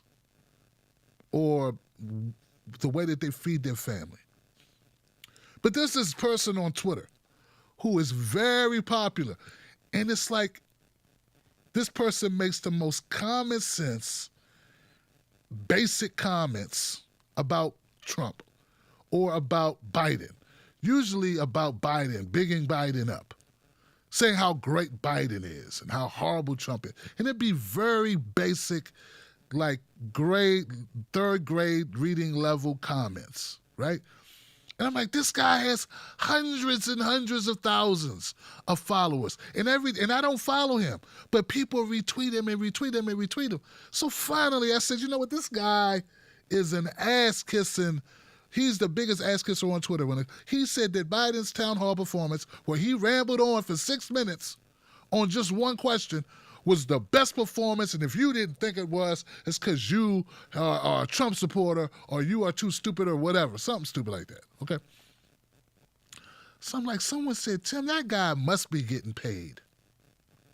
No one's that much of a bootlicker for free. And I looked into it, and the guy writes books. He's got a book out for kids that's making fun of Trump. And I'm like, there it is. There it is. That's why this guy's doing what he's doing. He's doing it because his business is based on this. It doesn't have to be true. It doesn't have to make sense. It doesn't have to be the best thing for anyone, but it benefits him. It benefits his bottom line. If Trump loses, his business goes away. What are you going to do, write another book about the guy who's gone? Because he will never criticize Biden. He won't criticize Hillary. He will not criticize Nancy Pelosi or Mitch McConnell. If Trump loses, he is done. I hope he saves all his money. Every dime. Better save every bit of it. I'm not here to destroy this man. But I'm just saying, you are right when you say these people do not want to see Trump go. Trump is a gravy train. Do you hear me? There are some people on the I would say, somewhat left, sorta, who came to power or came to prominence under Obama. Same thing. When Obama left, so did their numbers. So did all, and they compromised themselves several times to try to maintain that audience. And it became difficult because of the dilemma of what Obama was doing. But when you ride these waves with these presidents, when you ride these media storms, they're going to go away. And at the end of the day, you got to have some substance. So only to your point, my brother, there are a lot of Democrats who don't want to see Trump go away. It gives them cover. They could just keep putting over there saying, look how horrible he is. We're the place you need to go. That guy's dangerous. Come over here. That guy hates you. Come over here. He's racist. Get over here. And instead of like other Republicans, who would be quiet, he keeps talking. And they're like, God, we don't even got to keep telling them to come over here. They're automatically running from this guy. Donald Trump is the best marketing plan for Democrats. They love it, man. They're enjoying it. We'll see what happens. Thank you for the phone call. 408, you're live on Freedom Friday. What's your name? What is your comment? Tim Black, my friend. This is Alex from Berkeley. How you doing, bro? Happy Freedom Friday. Hey, Alex. What's up, my man? George Floyd just walked. Derek Chauvin was put up for a $1 million bail, I think, and is now walking free. This system is irrational and broken, and it needs to be fixed now. Everyone knows this man is a murderer, and now he is free. This is an ongoing problem that seriously pisses me off. A cop uses his political clout to game the system after murdering someone and gets off. Black America has patience that I do not. Like, they have legit reasons to complain, protest, riot, whatever. Nobody represents them. They've been kicked around for centuries. And everybody points the finger at them when they righteously demand justice for their victims. They shot Breonna Taylor to death. 3 charged with wanton endangerment. Those charges were tied to shots fired into neighboring apartments, but not Taylor's. So the one charge that was filed is basically worse than if they had just let the guy skate. It's like a fuck you. It's like, yeah, we'll put a charge on him, but it's going to be a slap on the wrist, and it's going to have nothing to do with the shots he fired into Breonna Taylor. It's just the other two bullets that went into neighboring apartments that he's in trouble for. Oh, and the other two cops who were on the scene that night, completely exonerated. The grand jury didn't consider the shots fired into her apartment as meeting the bar for wanton endangerment, even though those were the shots that killed someone. The fact that this cop is free, that the Good Old Boys Network never learns from historical precedent, ever. The 1965 Watts riot, a cop beat and arrested a black man for simply walking down the street in full view of strangers that lived there and set off one of the biggest riots in American history. Then, in 92, Rodney King was videotaped being beaten savagely, almost to death, by a group of white cops who went before a grand jury and were exonerated, just like these bastards did. And LA burned down as a result. It's just the same shit, different decade. And of course, once again, body cams were either turned off or they're nowhere to be found. Shocking. There was physical evidence and photos of the crime scene, but oh yeah, there's apparently no evidence to condemn anybody in court. Shocker. This is a total goddamn cover-up by the state. Why do you think the city paid this family $12 million and then agreed to a bunch of policy reforms if this is no fucking deal? Like, these cops are walking for murder. There's no other way to look at it. And you know what really doesn't matter? You know what I really hate? Black people have to make a consideration when they put their head on their pillow in Louisville, Kentucky, that their door might be kicked in by cops and they may be shot at, and it may be completely legal for them to happen 90 seconds. for absolutely no reason. So that's what this is about. This is not about one person. This is about the people that live in this fucking city not having to live in fear of the very public servants that their tax dollars support. And this grand jury decision has told them that indeed they do. If they are going to be citizens of Louisville, indeed they do need to fear for their lives in this. That people 60 that seconds. are going to just sit around forever and take it? Hell no.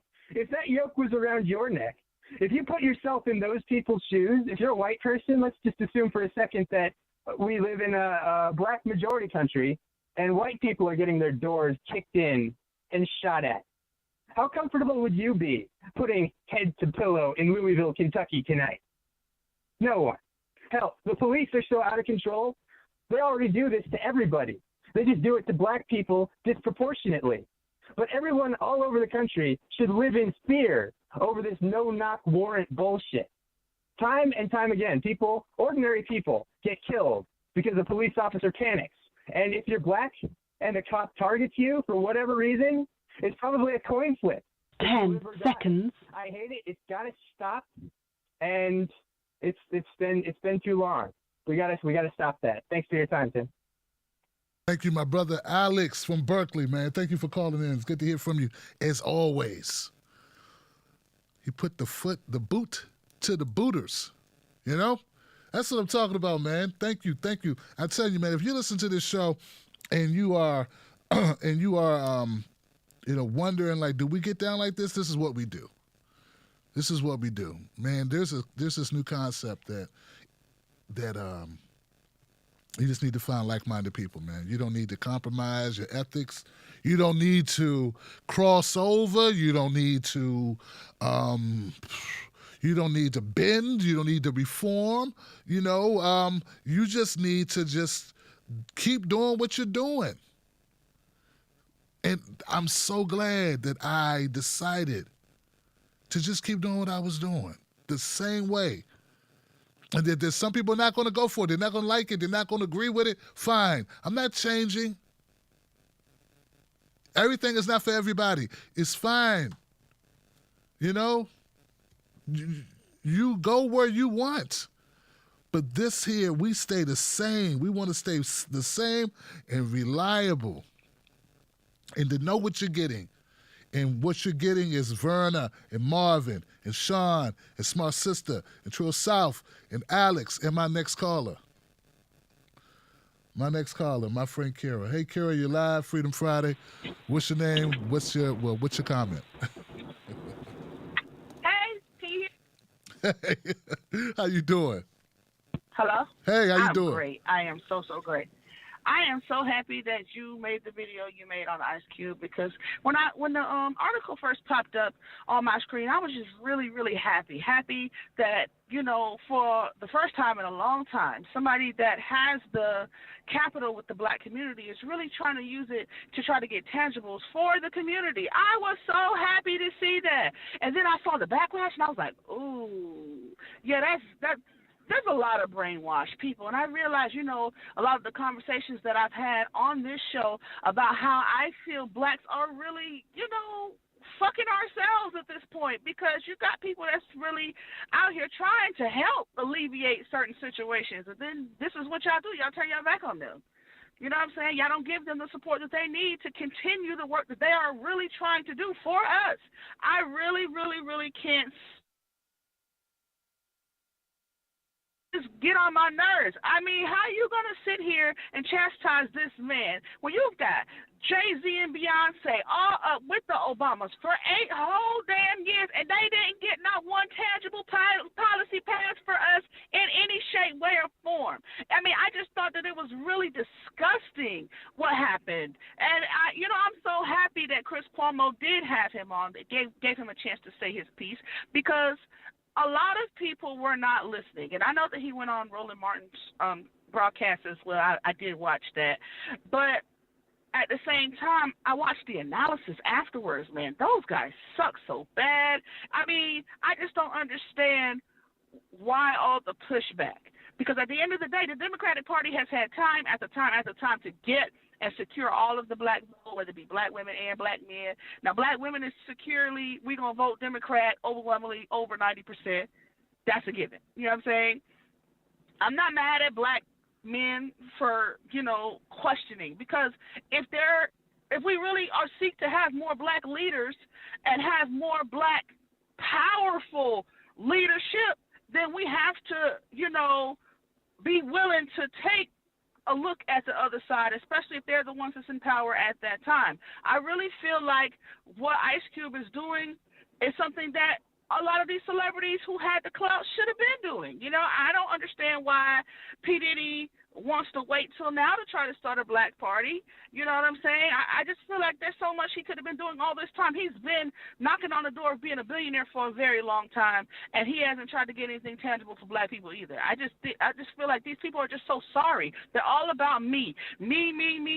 Roland Martin as well. It's all about them and the shine that they're getting right now, because it looks like that Biden is going to win by a landslide. I cannot wait to cackle when these people lose. I mean, they're going to lose, and I think they're going to lose bad. I don't even think it's going to be close. I don't believe them damn polls, because there's so many millions of people who they just don't get polled at all. There's so many millions of people that don't get polled. I don't know anybody, and they've always voted. They say they've never been polled. And, I mean, these are older people, younger people. They're not even a part of the conversation. This is how the Democrats lost in 2016, because they lost sight of so many. You can't sit here and keep putting a certain population of people in a box like you know exactly what they're going to do. Protest votes for Green. I mean, the way that they cut the Green Party out, and you can't even vote for them in so many states, you think that there's not going to be a subset of particularly the black community that's going to say, well, y'all don't want to have the Green Party on the ballot? Well, damn y'all, I ain't going to vote. And that's going to hurt the lower state races and the down ballot races. I just think that the vision that they're trying to get these quote-unquote right Republicans that would be willing to vote is such a small margin. You have to go with the mantra that at this point, they don't care if they lose. They got Bernie Sanders out. A lot of these black celebrities, Ice Cube and Sean P. Diddy Combs, they should have gotten involved in the primary. They should have been squarely behind the person that had the legislation to match and back up what would tangibly help the African American community. Now they're fighting against like a double-edged sword. This is the part that I don't understand. Why would he wait and put out this contract for black people after you get somebody who has done so much damage to the black people, and we basically are having to hold our nose and basically vote for him because we're fearful of what's going to come from the Republican Party if they get 4 more years in office? My fear right now is that a lot of these Senate races are starting to, the margin is starting to become so blurred that you don't know what's going to happen. My biggest fear is from entire time, I think that we should focus on the Senate. Nothing that he can really do. He can't get his judges pushed through without the Democrats. And then maybe black people will wake up and once they see a lot of these policies that Donald Trump is pushing that Democrats are acting, maybe they'll wake up. Maybe they'll wake up and see that this is the game that they've been playing. They have been siding with Republicans against the will of the people. When it comes time for, quote-unquote, the same equivalency, look what they're doing with the Supreme Court justice. Look what they're doing. They are not honoring what they said before. You got Lindsey Graham, sorry ass, up here literally trying to give the Democrats hell for him using his own words against him. I mean, it just makes no sense what they're doing. It's just like high school. It's just like high school all over again. And so there's millions of people's lives at risk. And it's like a game. And we have to be the ones to solve our own issues. We have to take accountability for the fact that we have went along with this shit to this point, and it's gotten so bad that we got preschoolers in our government running the free world. And at this point, I don't know how anybody can afford to stay out of the political game. You have to get involved. And you can't get involved in just stuff in your community, and you can't just simply send money to progressives who are actually trying to make a difference in the community. Shame on you. At this point, I just have no faith in the political system, and I wanted to burn it all down. You know what I'm saying? I'm interested in seeing who's going to take the mantle for the progressive. Because I already told y'all I'm voting green. I don't give a damn about these candidates. They can miss me. There's nothing that they can say at this point to convince me to vote for them in any shape, way, or form. I mean, I voted already, though. I voted today. And I had to plug my nose and vote for Cal Cunningham, and I just was so angry because he was actually leading Tom Tillis, and then here he is on the campaign trail sleeping with other people's wives and stuff. And it's just crazy, knowing that they will use anything, the smallest of powder keg, to try and subvert a Senate seat because they have to keep the Senate, particularly if Donald Trump, which I think he's going to win, but if Donald Trump stays in office, they have to maintain the Senate by at least a slim majority. Because right now, how the seats go, it's more seats on their end that's up for grabs. The next time around, it'll be more Democrats. So we have to stay vigilant on the messaging, and we have to stay on these people who choose to stay out of the political spectrum until it's convenient for them. And that's my only, deal with this whole thing with Ice Cube. I respect Ice Cube. I respect what he's trying to do. But had he spoken up in the primary, we probably wouldn't be in this situation right now. I just feel like they have to be more courage of our black leaders and the people who have these platforms in the black community to take a stand for black people once and for all. That's what I want to say. I'm sorry. I know I went over. My bad. Y'all have a good night. All right, now. Thank you for calling up, Kiera. I appreciate you. And, that's a question. That was my only criticism as well, was like, what took so long? I felt like if we could have got behind a candidate that was more, that had our policies already, that's what they were riding with, and we know who I'm talking about, that maybe it was a possibility we wouldn't be in the situation that we're in now. But I'm also understanding now, because then you could pivot. You could pivot to the candidate that's closest to that point. And reluctantly, you could end up where you are now with these two. That's possible.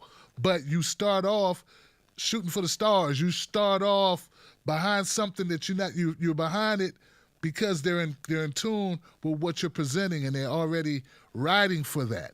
So that was my criticism as well. I had to move beyond that because this is where we are, and there is some good to be extrapolated from it. There is some good to be, condensed from this moment. Let's use it. We have unprecedented amount of people that are being involved in politics right now. Trump done lit the fire. People are paying attention. Now we got people waking up and people, getting involved. And let's use the momentum of this. And these people, let's not let them go back to sleep. That's why we keep doing these shows. That's why we keep doing it. That's why you keep calling, Kiera. So anyway, thank you, Kiera, for calling up. That's power, more speaking truth to power. It's a beautiful thing. It's a beautiful thing.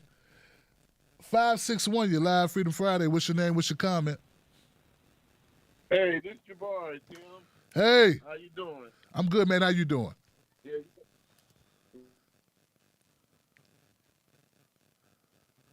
Thinking myself about all this garbage that's been going on.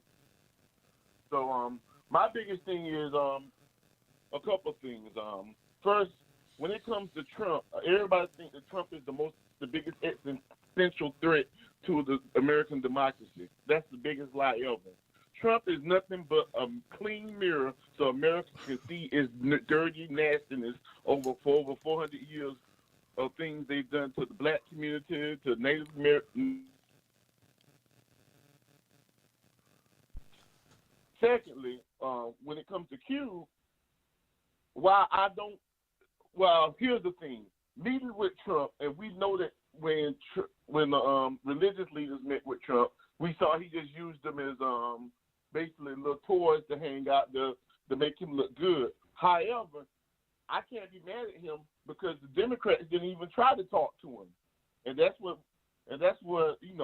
it's just crazy. It's like people just don't understand there is no such thing as a two-party system. I keep calling it two-party system, duopoly. It's not even that. It's a one-party system that is designed to try to fool you into one Faustian choice over another. But it doesn't matter if you vote for the left, you vote for the red Faustian choice, the blue Faustian choice. Either way, they still get what they want, and we still don't get what they want. It's come to a time we need to understand what the truth is, and that all these courts of personality, the yes queen and all of that don't mean nothing. We need to be about policies. We need to be about tangibles. Because if we don't have that, we don't have nothing. Like, we can't be sitting around here, California's on fire like crazy, and we can't get a Green New Deal. People are unemployed like crazy because of the pandemic. We can't get a job guarantee. I'm saying people are in so much debt, but we can't get student loan forgiveness. Come on now, we got to get something, right?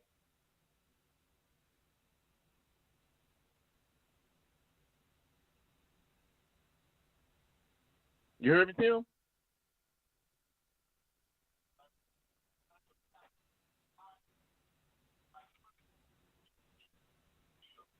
People are unemployed like crazy because we can't get a job yet.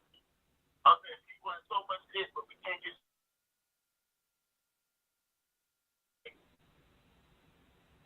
Yeah, I couldn't hear you, brother. I heard you trailed off it. You said a jobs guarantee, and we couldn't get that. We got to get something. No, I said we got to get all of it. We need all of it, but I settle for 2 or 3 of them to start off with. But come on now. But I think the Green New Deal is the most important because if we ain't got no planet, we ain't got no life. We can't do nothing else. Right. Well, look. All right, thanks for listening. You got it, man. Thank you for calling up, man. I don't know what happened there, but yeah, and I got a little movement on the Green New Deal because I'm looking at some information about it, but there are elements of it that I think we definitely need to pursue. But Medicare for all, definitely the student debt. We need to deal with that. We need to deal with housing. I mean, these things are kind of like no-brainers. Like, all these people that lost their jobs, most people's health care is tied to their jobs, so they don't have jobs. So now they don't have health care.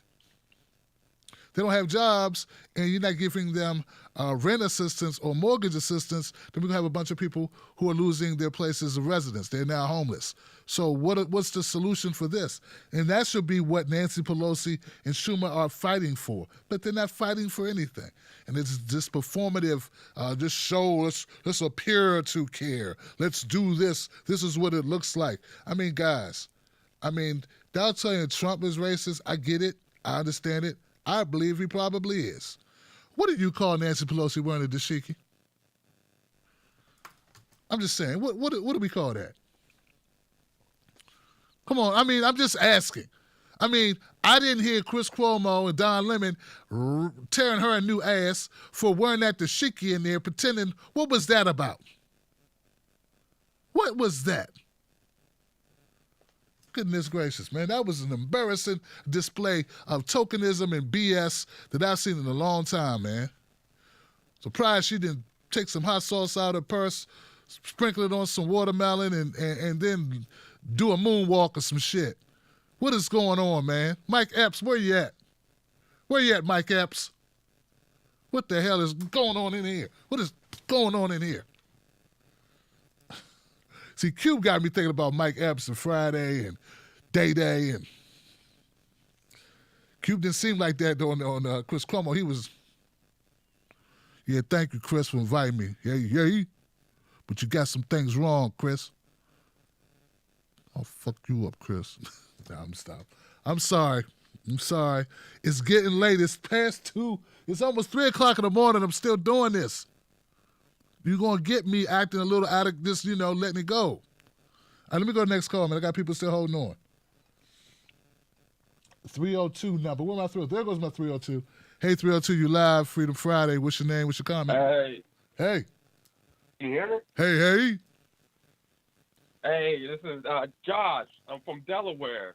What's up? So, yeah, I just want to say, from being from Biden's home state, I'm black, and I see, honestly, from what the media shows, you would think, oh yeah, Biden, Delaware supports Biden in a landslide, and honestly, that's not true. Especially for black folks around here.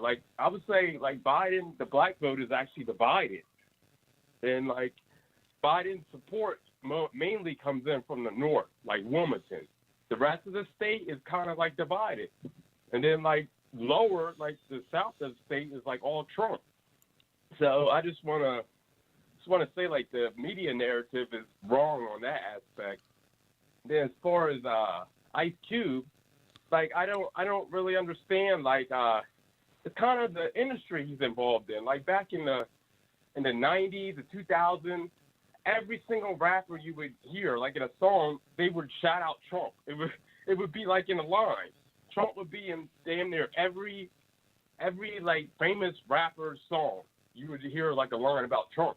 That was something they would aspire to be like, I don't understand where did he all of a sudden just become racist when he became president? That makes absolutely no sense at all. So I just think people need to stop with the brainwashing, Ice Cube, he's never said that he supports Trump.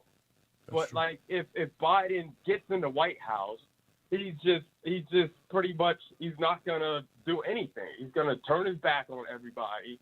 And here, he told Ice Cube, oh yeah, wait till after the election. I'll bet anything Ice Cube will go with his contract, and Biden like, oh yeah, we came up with. We got other people on this. We got other people that'll handle it, but we think we'll take some ideas from your contract, and that'll be it. He won't give them the time of day. And here, all these people, they were just used pretty much for a vote. And it's for people to say Ice Cube is a sellout, how dare you? To me, those people are the biggest sellout. It's like whatever the media tells you to say, that's what you say. If they say I don't know. If they said Trump just said if you're not I don't know, something outrageous pretty much. The media would go right along with it, It's just people need to start thinking for themselves. I got you, And man. pretty much that's all I got to say. Well, hey, thank you for calling up, Josh, and I appreciate you because you brought up a good point, and it's something I need to address. And so this is the way I see the whole thing about Trump back in the 90s and how people would use him in a lot of rap lyrics. Now, this goes for people who didn't know Trump personally, right? Trump, you sound like a young guy. Trump represented something. Excessive wealth. Gaudy. Flamboyant. He had we heard stories of this man, this white guy who had gold toilet seats. The old casinos. He had buildings with his name on it. And when you're a poor black kid, as you are, well, you're a black kid, I don't know if you're poor, but people like the hip-hop it originated in the streets. It originated in the projects, the housing projects in New York, Bed-Stuy, the Bridge is Over, Brooklyn. It originated from street kids, man. And they dreamed of being that. That's like if you could be whatever, And this was a time when that was what people wanted. People wanted. And people still want money, man. We all had a Monopoly game, and we played for hours trying to get Boardwalk and put a hotel on Boardwalk. This is American capitalism. It was sold to us. That's what we were told that meant success. And we didn't know anything about Trump. I had a Trump book, The Art of the Deal or something. Just wanting to learn how could I make money and get out of being a have-not. I knew some people who had. I was a have-not. I shopped at thrift stores. Okay? That's how I grew up. So that's what that was. And his name, Trump, ran with bump and hump and dump and lump. Pump and, it just rhymed with shit. So it's easy, and this is what he represented. Now, some rappers from New York may have had more of a closer proximity to him and just seen them in the same way they like drug dealers. They saw the drug dealer on the block with the big SUV and the big gold chain. That's the same thing. But where Trump has been demonstrated, particularly the light in which he's been projected the last few years, has showed a whole other side of Donald Trump, I believe. And it may be totally not just, we're not kids anymore. And the things, Trump is willing to use racist tropes, racist comments, things that are crude and just bigoted. He's willing to use that. I mean, to his advantage in order to win. Because at the end of the day, it's about acquiring. It's about winning. And that's what I feel Trump is really on, okay? So that's the separation between the two. Now, there are people who know Trump personally, and I wonder what they're talking about. And don't get me wrong, I love Snoop. But Snoop, you and Trump, what's up, man? And Trump, I heard Snoop say, somebody said, Snoop, you said Trump is racist. You were just hanging out with him. You were at his roast. He said, I wish I could roast him again. Wish I could roast his big ass again. He's like, but so that's different. That's a different conversation. But for people that never kicked it with him, people who didn't spend time with him, people, I'm just saying from the outside looking in, this is what we saw. I'm of their era of the Snoops, the 50 Cent, 50's a little bit younger, but the Snoops, the Ice Cubes, the Dr. Dre era, these types of, these my people. Nas, that's me. Those my peers. Okay, and that's how we saw it. Public Enemy, like when we came up like that. So anyway, I'm gonna go to the next. But remember, Cube was always sort of. He was never really like we got all the. He was always more of a radical. I mean, he made Kill Bill, Ill Will, the kill joint. He made. I mean, his brand to me has always been more defiant, more rebellious, and more against the system than many of the other rappers that you could claim from the 90s. But okay, I'm outside from KRS-One. Shout out to KRS-One, Brand Nubians, and many others that we can name. That escapes me, but there are many others. Who am I leaving? KRS-One, Brand Nubians, Public Enemy, a lot of people. Okay, Poor Righteous Teachers. All these people. Okay. Moving on. I don't want to disrespect people, man. These people I came up on them, but I know I'm leaving out a lot of people, so I don't mean everybody. Let's see what we got here. Lost a couple. I got 602. 602, yes. 602, you're live. Freedom Friday. What's your name? What's your comment? My name is Beth, and I am calling just to give a perspective on. I'm Black, and in 2017, I had watched one of Trump was talking about, the Chicago gangs contacting him, and there was a conversation about it, so I contacted one of the individuals talking about it, and we wind up consulting for them to do some work on urban revitalization in Detroit and Chicago. We came up with many plans working with the gang members there in Chicago and in Detroit, and to build back up their communities, but we got so much pushback, and I'm an independent. I just believe in police reform, community urban revitalization, and I felt like this is something I've advocated for years, so I wanted to help the group of supposedly gang members and the individuals proposals with the administration.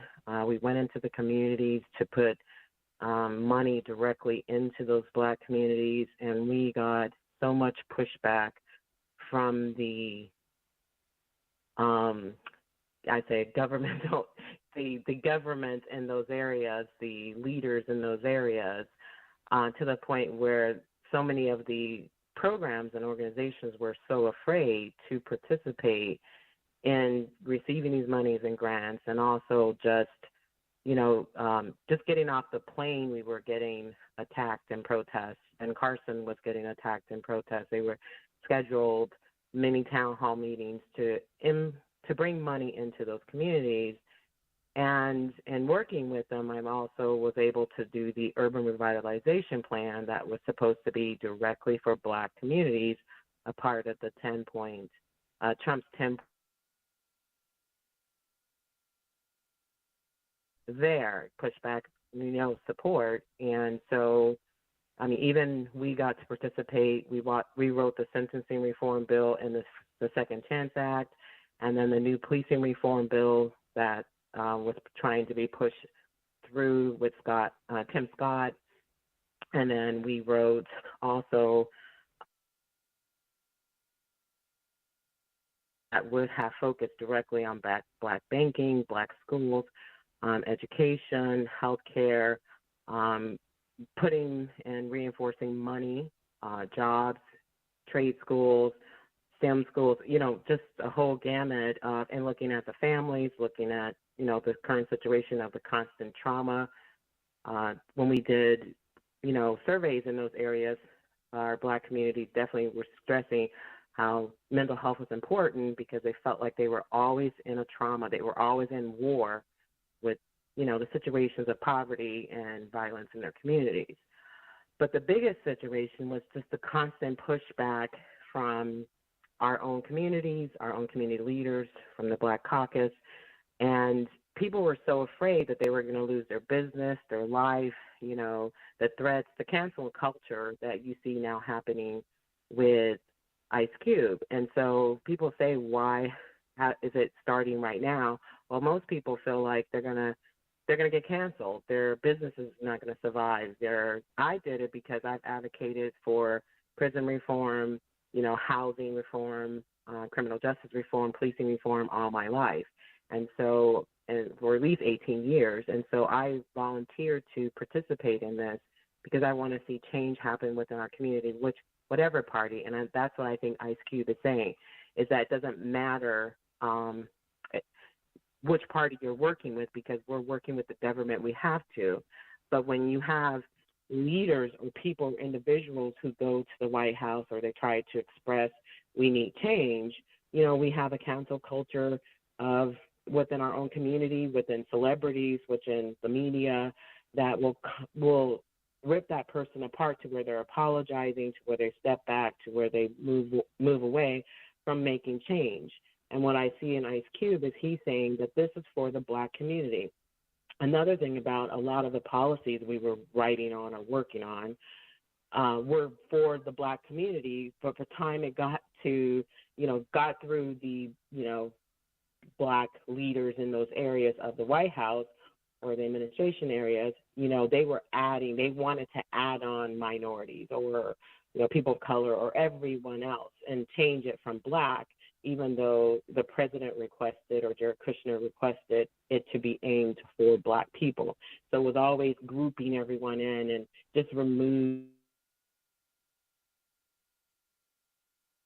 community, because there is systematic racism within those Black communities. There are bills, there are policies, there are, people, leaders who are put in place to make sure that these communities remain in poverty. And so we have to understand that what Ice Cube is doing now is saying, I'm meeting in the middle road. One of these people are going to be here in this government, and we have to be able to work with them, and we have to stop being afraid to stand up for ourselves. Every 4 years, we are offered an opportunity to pick from the worst of the worst or the best of the worst, or, vote blue no matter who, or vote red, or however it goes. But every time we bring up our issues in those 4 years, it's saying, you wait the next 4 years. Right now, we have to fight the devil in order to get in power. And then by the next 4 years, we're hearing the same stories over again. We're screaming for racial justice. We're screaming for equality. We have all these issues that never go away because we continue to just give up our voice, which is our vote, without tangibles, without saying this is what we want in exchange for voting for you, or we want to vote for policies, not people. We need to vote for quality, not nothing. And what we have done as a community is isolate ourselves to where we are if someone is not thinking outside the box, they're thinking to help their community, we attack them, we belittle them, and then we push them away where they don't want to speak up for us.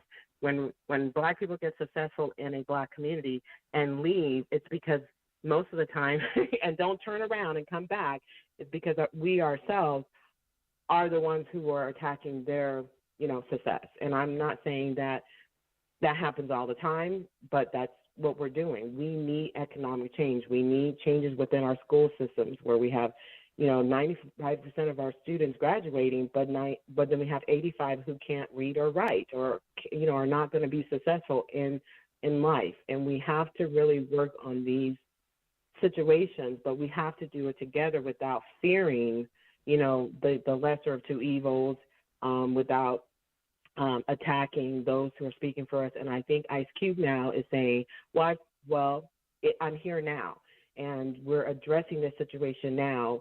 He did do studies. He's had, people who are educated, who are understanding this field, work on what he's doing. And now he's just representing us. And I think that, some of the backlash is we're used to it. But I have seen a lot of positive comments and things that are going to, and I know that he's supposed to be meeting with more of the team coming up soon. So I just think that for a start, we have to change our own mindset within our communities. And looking at, I think Trump, not that I'm saying you vote for Trump or go for Trump, was an opportunity for us to get what we want, because they needed the votes, they needed the voices, they needed us. And this was the best opportunity, I think, that we missed to get everything. Fear and all the other things that goes into it, but why not? This was the best opportunity for us, because once Biden gets in, everybody's going to go silent, because we just all blend in, and our voices are no longer going to be heard, because why should we? We just voted for him for nothing. He didn't offer us nothing. Wow. So why should they give us anything? Well, look, thank you so much for calling in, sister. I got to leave it there, Beth, but I appreciate you. And a very informative conversation, very informative information delivered by Beth. That is great. I hope that you don't make this a drive-by appearance, because you're dropping a lot of very interesting facts here. And I just want you to know, I don't know if you just, I think it's the first time you've ever called the show. I supported the Second Step Act, and I was one of the very few progressive, I call myself progressive, but whatever you want to call me, commentators who considers themselves to be of the left, to even talk about the Second Step, the First Step Act, and looking forward to the Second Step. And I brought on Van Jones's guy, his name escapes me, but we had a segment over an hour long talking about it, and I support because I'm not about parties, and I think what you meant to say is, people over party. Policy over party. And that's what we're all about here. That's what we representing. We are a diverse crowd. That's what we have. But we just have, you don't hear a lot of our white folks calling tonight because they kind of falling back and just listening, which is amazing that we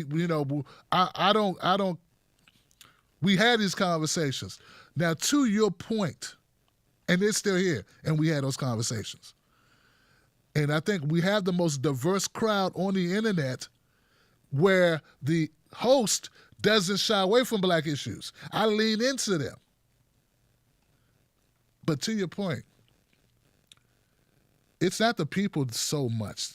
It is the people, but those people are being misled. Those people that push back when you're trying to make fundamental change, some of it is being worry of who's doing it. Because when you put people up that don't have a relationship, who haven't had the track record, or may have a stigma attached to them, that they're not so sure that they can trust them, because that's really big in any community. Latino folks don't be just because you show up. Like, they wonder who's your brother, who's your sister, who's your uncle, who's your aunt, who are you, where are you from, who's vouching for you. This is also very prevalent in the Asian community. They do the same thing. I remember looking for a job when I was a teenager. I went to the little video store that the Asian guy owned. He said, bring your father.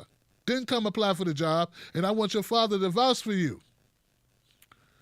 Little video store. So this is not that original. This is not a new concept that black folks are very picky, and we have a lot of reason to doubt politicians and to doubt the motives of people. We've been lied to so much. But let me say this. We have these gatekeepers, and I know I ain't telling you nothing you don't know. We have these gatekeepers who they rely on being the Negro whisperer and the vote corraller. They are funded, and the only reason why they exist, the only reason why they're profitable, is that they get to tell black people what to think, who to trust, how to vote, where to be, and they're antagonistic, and they talk to black people like they are children, and they lie to them, and they dissuade them, and you pointed it out. Ice Cube went on other shows. He talked to some other people. And right after he spoke, what did they do? They began to pick apart his idea, pick apart the study, pick apart the contract, throw shade at it, if not directly, subliminally, because they are funded by the Democratic Party, and their existence is from riding the Democratic Party and being able to deliver black people to the whoever's in charge, whoever. So that's what they do. Okay? So what has to happen is more media must be independent. You have to be willing not to have the big house and all of the money and go to all of the places to do all of the beautiful things and have all of the trinkets. To build a media that can help influence the people with real information and not be a gatekeeper that's misleading people for profit. So we need that so badly, developing those relationships. And I'm sorry to hear that important work went undone for people that need it, based on lies, innuendo, misleading, and false narratives that give people a false sense of trepidation when dealing with others, when we got to make some changes. But also, we got to take the time. You can't just show up. You got to take the time of building that. So I would say we need to put money in and resources in and allow things to slowly build. This show, we've been around for 8 years. We ain't going nowhere. We didn't just, I see some videos pop up yesterday. That's fine. Nothing wrong with that. More the merrier. But you have to have track record. Some of these people that you hear calling in this show, they've been calling in for 5 years, 6 years. They know I'm a known entity. People need to know who you are. They need to know that they can trust you. They need to know how much you care before they give a fuck, I'm sorry, about what you know or who you know. They need to know that you care about them.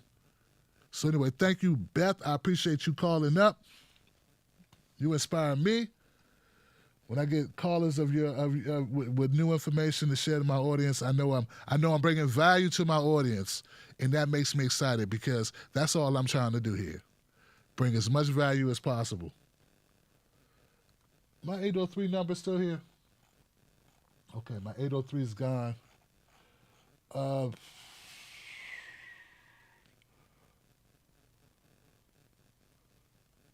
got let me go here. 512, you're live, Freedom Friday. What's your name? What's your comment? Hey, it's Sophia from Austin. What's up, Sophia? How you doing? Go ahead, sister.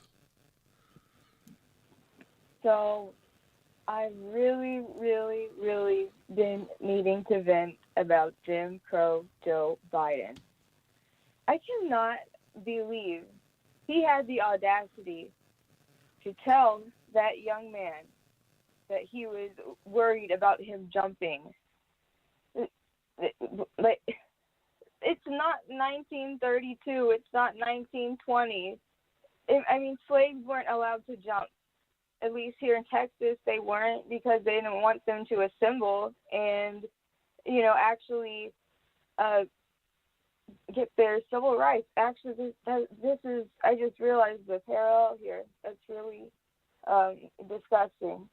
But I was going to say, because Biden usually only gets held accountable or something that's only really focused on that he's done is the 94 crime bill. That's not even the half of it.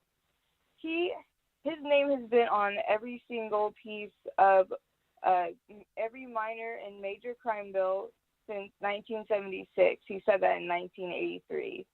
So his name has been all over. I mean, and of course, everything past that. He created the drug czar. That was him.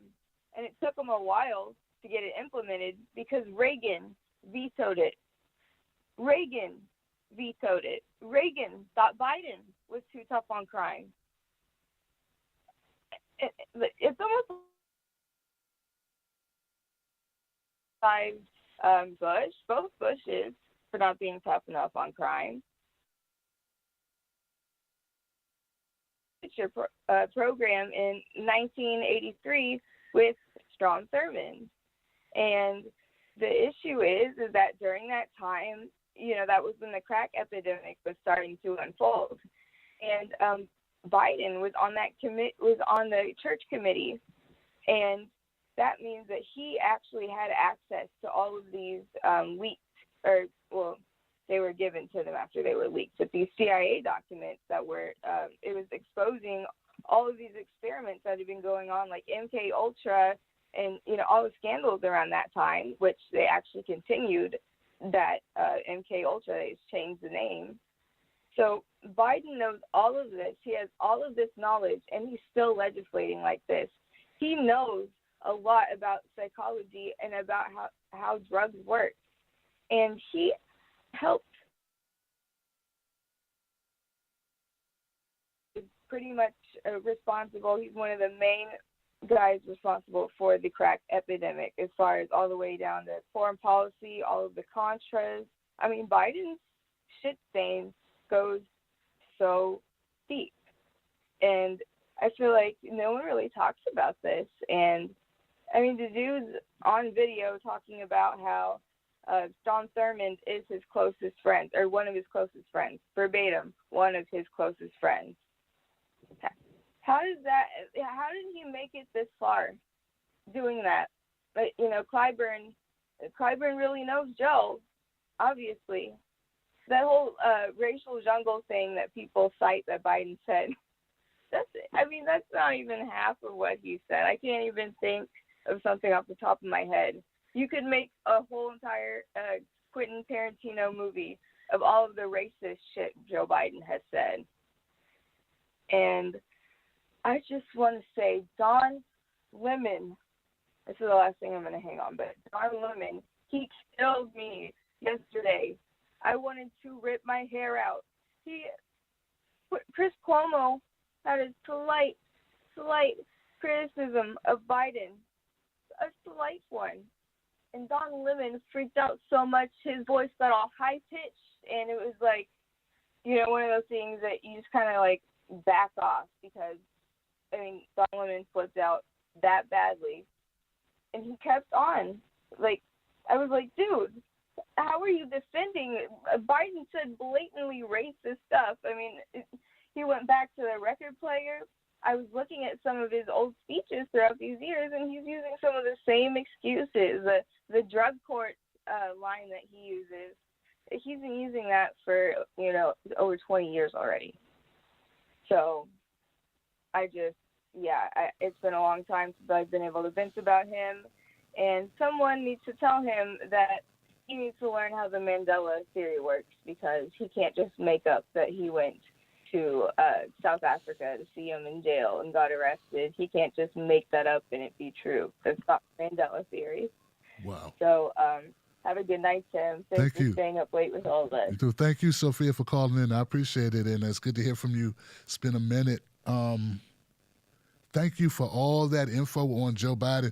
I'm going to look up the Don Lemon over the weekend, and I'm going to do something on that, because if what you described, and I have no reason to doubt it, I want to see that for myself, and I want to do something on that. We like to prove that we are, that we are on top of what's happening, and we like to make sure that we are walking the walk. 505, you're live on Freedom Friday. What's your name? What's your comment? Tim Black, can you hear me? Yeah, you're good. How you doing? I'm doing great. Am I speaking too loudly? No, you're good. You're good. Thank you. Right on, bro. Man, the Tim Black Show is on fire tonight. Huh? Wolfpack in the house. Yes, sir.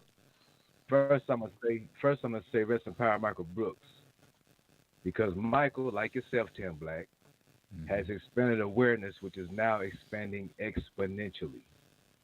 And as we can all see by these quality incoming calls to your show, like Ice Cube says, was again its own, right? Mm-hmm. Remember, the sun is not rising or falling, the earth is spinning and revolving. And the earth is revolving around our decision making. This is Rise. Remember, with our eyes rise? Rise. We've been giving monthly to your show for over a year and a half, and it's well worth every freaking penny. Tim Black, you the real deal. Tim Black, Black Tim, the complete composite of the color spectrum. All forms of light seen and unseen, shooting straight from the hip, ain't never being mean. It's facts over feelings. And we're deciding as one. Building that bridge to get it really done. Freeing the people with our own party, Green Lovers Dream. Take a look and see. It's greenloversdream.com. Check us out and see. Real niggas. Negus. Look it up, niggas. Negus. Ethiopian history. It's on, bruh. Thank you for all that you do, and we out. My brother, I appreciate you calling up, man. Thank you so much. Man, I appreciate you. It's damn, that's dope, man. I don't know what to say, man. Thank you for sharing that. And it's been you already know, my niggas. So thank you, my friend. And let me keep it moving, man. But thank you so much. I'm trying to get everybody in, man. I hate when I leave callers on the line hanging. 832, you're next. What's your name? What's your comment, 832? Hey, my name's Derek Smith. Derek, what's up, brother? Yeah, brother. What's up, Derek? Hey, I'm a first-time caller. I've been listening to you for a while. I like a lot of what people were saying previously. I just wanted to talk about this whole thing with the two-party system and how everything's been going.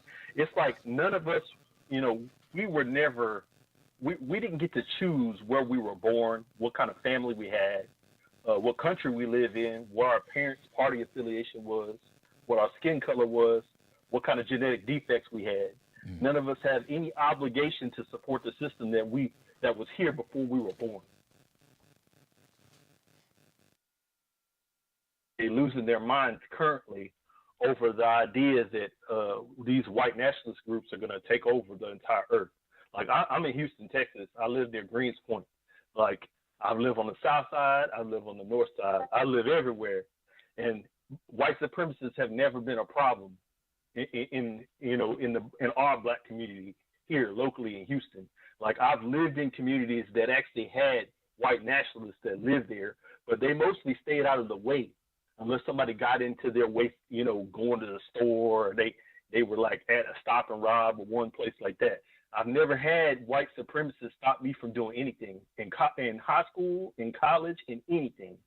So this whole idea that all of a sudden white supremacists are going to take over is not flying. On top of the fact that it's like most of the people that are holding us back are people with money or people with positions of power. It really has nothing to do with like most of the stuff that I encounter, and like me and all my black friends have, because I'm black and all my friends are well educated. We educated ourselves through reading and learning about history, right, on our own. But we've never had problems with racists per se, but more ignorant people who are in positions of power to prevent us from moving up in the world. It's the same as like if we go to the bank and go ask for money as Americans. If I go to Wells Fargo or Chase or one of these banks, we get held back more by the fact that they want something from us than anything else. Like more than our skin color, it's more about if for an American, you got to have credentials or something in order to borrow money. But if somebody comes from outside of the country, they come from any other foreign country, they can come and go pull some money. Gas stations opening up everywhere with money, you know what I'm saying? So, so we had this two-party system that all of us were born into dealing with this two-party system, but we don't have any obligation to it. People have been talking about Trump versus Biden this entire time. Biden's been around in the system for 50 years. He's had 50 years to change the system for black Americans. But instead, he wrote the 94 crime bill, and Kamala Harris pretty much used it to pump her record up. She murdered people who she knew that were innocent. And nobody has a problem with it because it's part of the whole democratic, religious dogma and ideology of not acknowledging anything. It's just like the Catholics working to protect the clergy that were abusing nuns and kids for the last 100 years. Their job is to basically ignore any of that, just push the ideology. It's just like Catholicism. We're not going to let you see the bad stuff that's going on. You know what I'm saying? Yeah, I hear you, man. I hear you. Wow. Well, look, I want to thank you for calling up, Derek. I don't know, man. What can I say very quickly about this? You had me, it's not just people's ignorance that stops you, brother. Racism does stop you. You may not know it or not. You may not see it. It may not be real to you, okay? But there are people who have made decisions based on you, that impacted you, that you know nothing about. You're not going to even know, brother, that you got a higher percentage rate.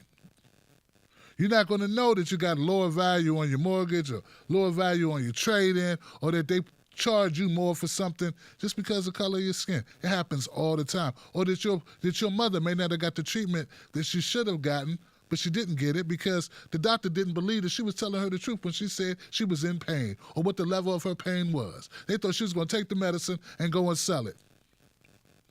This is the reality of it. I used to be that way. I used to think, I present myself in a nice way, in an educated way. So they don't think that way about me. Yes, you too, N-word. You look like this is what you are. That's what racism is. You can't control it because you speak well. You can't make a person who's racist and has any power not see you as a nigger because you talk well or wear a nice shirt. So, and it also impacts you when you don't have money. Like, if you are part of a family or you're from a family where people were not allowed to own property, who weren't given loans, that property now would have accumulated and been passed down in your family It could have been. Hypothetically. That there are a lot of poor white people. Don't get me twisted. A lot of poor white people in this country. Unconscionable amount of poor white people in this country. But they are not poor because they are white. That is the difference. But there's a lot of black people in this country who are poor because they are black. And that's not an accident. All right, I'm going to go to the next call, man. 719. You're live, Freedom Friday. What's your name? What's your comment? Hey, Tim, this is David Bryant. First off, I'd like to start out with a quote by James Baldwin. To be a Negro in this country and to be relatively conscious is to be enraged almost all the time. So I'm first time calling in. I've been listening to you for a while. I'm amazed by the call-ins tonight. Everybody has become aware of how the Democratic Party uses this exact narrative right here to shift politics. It's about pacification. And so in general, right now what's going on is actually an international event, and they actually don't care what's going on in our politics in America. They're just trying to find out what is making us angry so that they can pacify us, because the larger narrative has to go all the way into the Middle East. With the Iran nuclear deal falling through under Trump's administration, that the Democratic Party, their deal that they had in place with oil companies is jeopardized. So all of these things that are going on right now, all these movements that happen to be government stuff. And so the CIA is involved with all this. And people who are a long time aware of the CIA basically attacks its own American citizens and then denies that they do that. But with the Iran-Contra scandal and running drugs into inner cities and things like that, this is a long-standing plan, and it's been jeopardized by the fact that Trump came in and he has, in general, been upsetting the apple cart. But he can't upset it so much that with all these things that are going on, that you'll notice that both the parties are supporting fracking now. It's all about pulling progressive voters away from the left or from the right, because they want them so disgusted with the racism that they vote blue no matter who. But they're not going to offer anything that's reasonably assuring to anybody, no matter what you subscribe to, because they needed this to go through so that when this economy falls apart right now, they can switch a currency over. So I don't know if you're familiar with the Middle East and what's happening over there, and Venezuela and China switching their dollar to a digital currency backed by gold and oil. But currently the Department of Justice just issued directives to regulate digital currency, and the central bank has also been looking into digital currency. We're kind of behind the curve on this global currency thing. And so in order for us to do that, just like in the 1920s and 1930s when they switched the currency value over to the dollar system it is now, they have to destabilize our currency and give an excuse for this to happen. So things like evictions and people being faced with losing their houses, losing their pensions, all these things are going to be done on purpose. And they're doing this on purpose to try and get us all pissed off and enraged so that they can do opposition research strategies to come up with a new deal that they can pass later on. But in the process, they don't really care who lives or dies. So George Floyd dies in the street. And that's not an accident. That the guy who killed George Floyd had a prior relationship with him. He worked with him as a security guard at a nightclub. And that cop that did that to him was using an Israeli police tactic.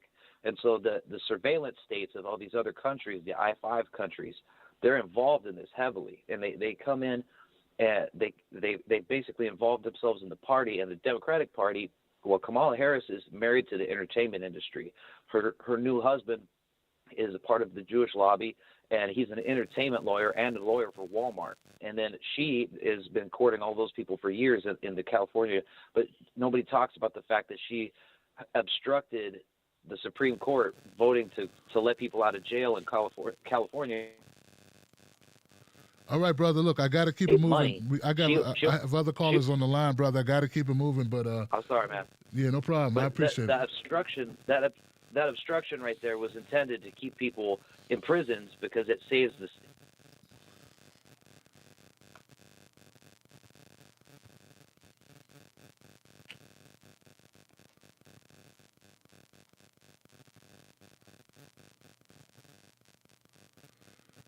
Oh God, looks like I lost the phone line here, man.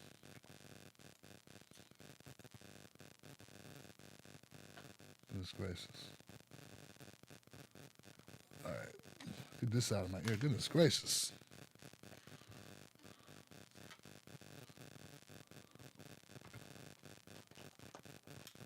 All right. Screw that. Okay. All right. Woo. Man, what is up, man? What was this like? What was that? A brain dump of every conspiracy theory known to man. He like threw all of them against the wall at the same time. That's not the way I wanted to end the show tonight. And don't say you've been listening to this show, because we don't talk about all that shit. You know we don't. I don't think we've ever talked about those topics. You're definitely into stuff that we don't talk about on this show. So how can you say you've been a viewer of the show? Not the way to end it, but I will not let it cast a shadow on how great a show it was. First of all, I want to thank everybody who called in tonight. I'm amazed at the level of conversation, truth bombs. You were carpet bombing this place with truth. This was something else, man. Amazing. So now, thank you everybody who called up. I got a list of great people who were able to get through the line tonight. Had a few people who didn't make it.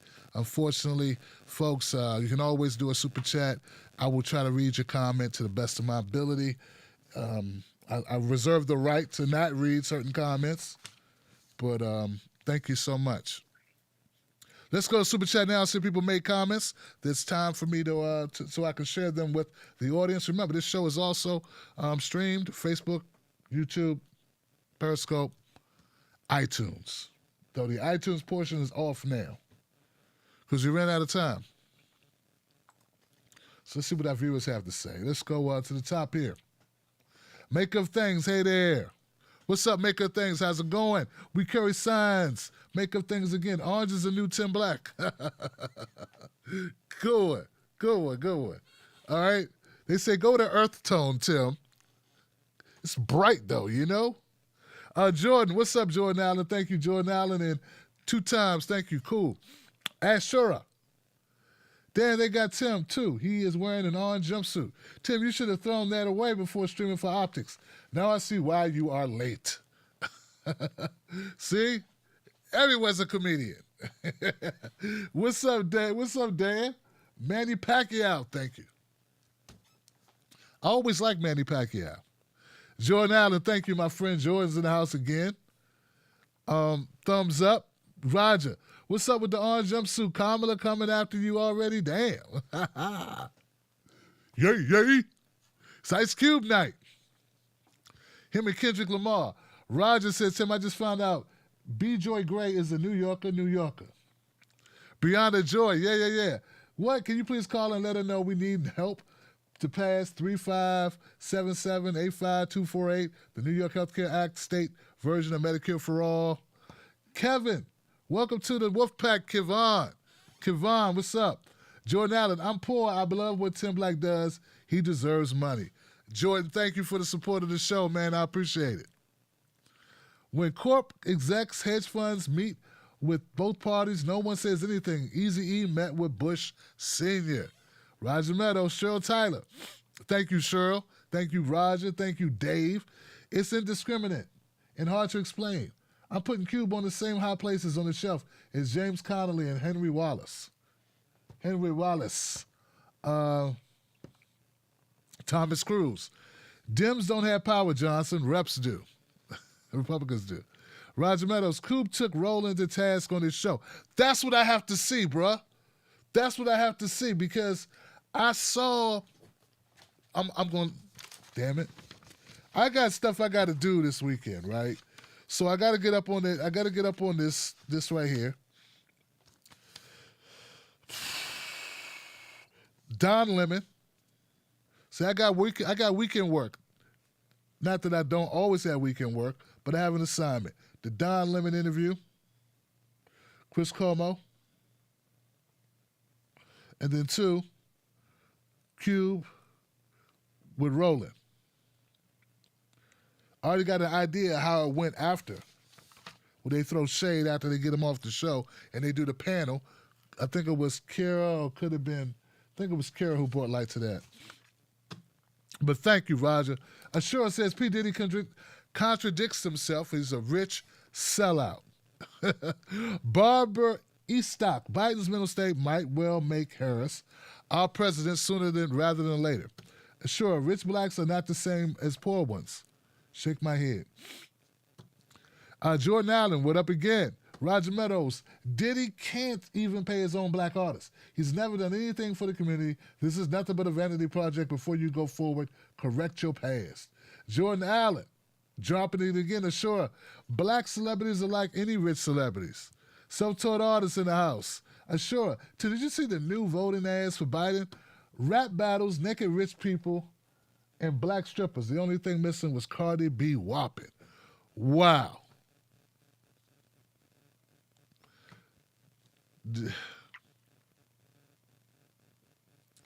Tim, did you ever comment on Wolf versus Pelosi? Wolf. Oh, yes, I did. I put out a video on it. Yes, go to the YouTube channel. You'll see me commenting on Wolf Blitzer versus Pelosi. You know what I did. Come on, you can set your watch to it. We're going to be consistent around here. Because the truth is just, it's what it is. Please go check that video out. Roger, why is no one jumping on Joe for not meeting with Cube? I don't know. Because they're getting paid not to? Or they're afraid of the Democratic mafia? Now, some of them are getting busted up when they jump out there cheerleading for Joe Biden, too. I brought this up. You see my video? I said the travesty is that it's not that Cube talked to. He didn't go meet with. He still hasn't met Trump. The travesty is not that Cube talked to Republicans. The travesty is that Joe Biden, listen, first things first. See, listen, come on, man. Come on, fat. Is that he did not wrap his arms around Ice Cube and his ideas and say, hey, man, let's take a look at this. Hey, let's get into this. Let's dig into this. Let's see what we can get. We're going to bring both sides together. He didn't. That's the travesty. And I've said that verbatim in my videos. If you ain't rocking with us, we ain't rocking with you. Hey? Munted Grunk. After Lincoln, 1858 in Charleston, Illinois, there must be a position of superior and inferior. And as much as any other man, I'm in favor of having a superior position assigned to the white race. That would be white superior, white supremacy. Jordan Allen again. Kelly M. for Sean's call. Sean did drop it, didn't he? He did kind of do the damn thing. Turbo Gigi in the house. Trill South became a member of the Wolfpack. Welcome to the Wolfpack, Trill. Jordan Allen in the house. Jordan Allen again. Manu Saxon. Keep up the good work, Johnson. Much love and mad respect. Thank you, my brother. Thank you, Johnson. Bose Einstein. Trump bragged it's nice to kill those, M. Rhino, who speak against him by his marshals. Trump just admitted to a public execution. 4 more years? Bernie could be healthcare chairman if Trump not in. Sure, has Simone Sanders been fired? Oh, has Simone Sanders been fired? I haven't seen her. He got what he wanted out of her. Kiera says, tired of Don Lemon and Van Jones acting like they speak for black people. These two grifters need to be called out for their failure to properly educate the African-American community, no matter who's in power. Look at you, Kiera. Yeah, I've done content on Van in the past. Don Lemon. I'm chomping at the bit to get at Don Lemon though, because if what I think is true, I have a feeling that he needs a little special attention. Because I used to have a lot of special attention given to Joy Reid, and I didn't want it to seem like all I want to do is be critical of Joy Reid, because there's so much criticism to go around. I mean, there's just so many people who deserve our undivided attention. So let's give Don Lemon some undivided attention, shall we? I'm amazed that there are black people that are really like have an affinity to the guy. I mean, Don Lemon doesn't appear to be very much up on black culture or blackly aware of black issues. He's a rich guy and has been a rich guy for the last 15 years, maybe 20. These guys live in bubbles. I'm telling you, the importance of black media, hell, the importance of independent media in general, not just black media, independent media in general. When you have people that are beholden to corporations, who are not beholden to parties, and their only barometer is the truth, then you got something powerful. And then if those people have an ideology that supports the people, well, they're going to be right at least half the time because their focus is the people. And by and large, when you focus on the people and is of a good nature, it's going to be betterment for most people because most people have the same problems. We mostly have the same issues for the most part. So I can say independent media when the focus is on the people. But if all you're trying to do is get bigger and go stronger, go get louder and make connections with this and partner with those people, then you can lose sight of what your true agenda should be. And I think that's where people fall short. So it's not about, like, we may never become 1 million strong. Who says we need to be? Who says we need to be that big? Who says, the Peter principle is that you get so big that you become ineffective, right? Isn't it the Peter principle where you just keep rising and rising until you become incompetent? Who says we need to? Anyway, that's just me being deep, guys. I got nothing but love for you. I want everybody to commit to having a great weekend, a safe weekend. I know some people don't care about Corona, don't believe it. I believe in it. I want you to be here because I need you. This thing don't work without you.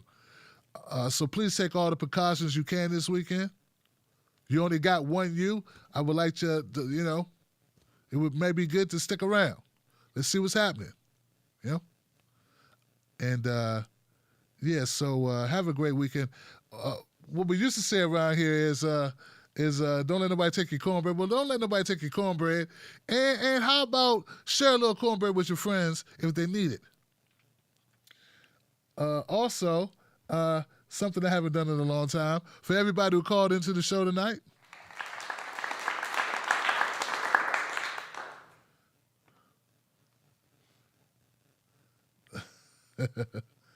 yeah. That's an oldie but goodie. Had to hit that one off, man, because that's how I feel, man. You make me proud to be the host of this show. Thank you for gracing me with your voice. Thank you for sharing your voice with us. Nothing but love for you. You reached a lot of people tonight. Let you know you did your damn thing tonight. That's what's up. I got your back. Thank you for having mine. Don't forget, become a member of the Tim Black Wolf Pack. Also, join the Tim Black VIP text list. It's free. Text the word cornbread, one word, to code 21,000. So your phone number you're texting to is 21000. And just type the word cornbread. And there you go. And you'll be in. That's what's up, y'all. Yay, yay. Here comes the predator. But I'll be back. But I'm out. But I'll be back. Yo, I'm out. But I'll be back. Here comes the predator. How many people have been around the Tim Black Show long enough to know I used to use that song as the intro to my old news show? We're talking 213, 214. That's how long, brother, I used the Ice Cube song as the intro to my show. Wolfpack.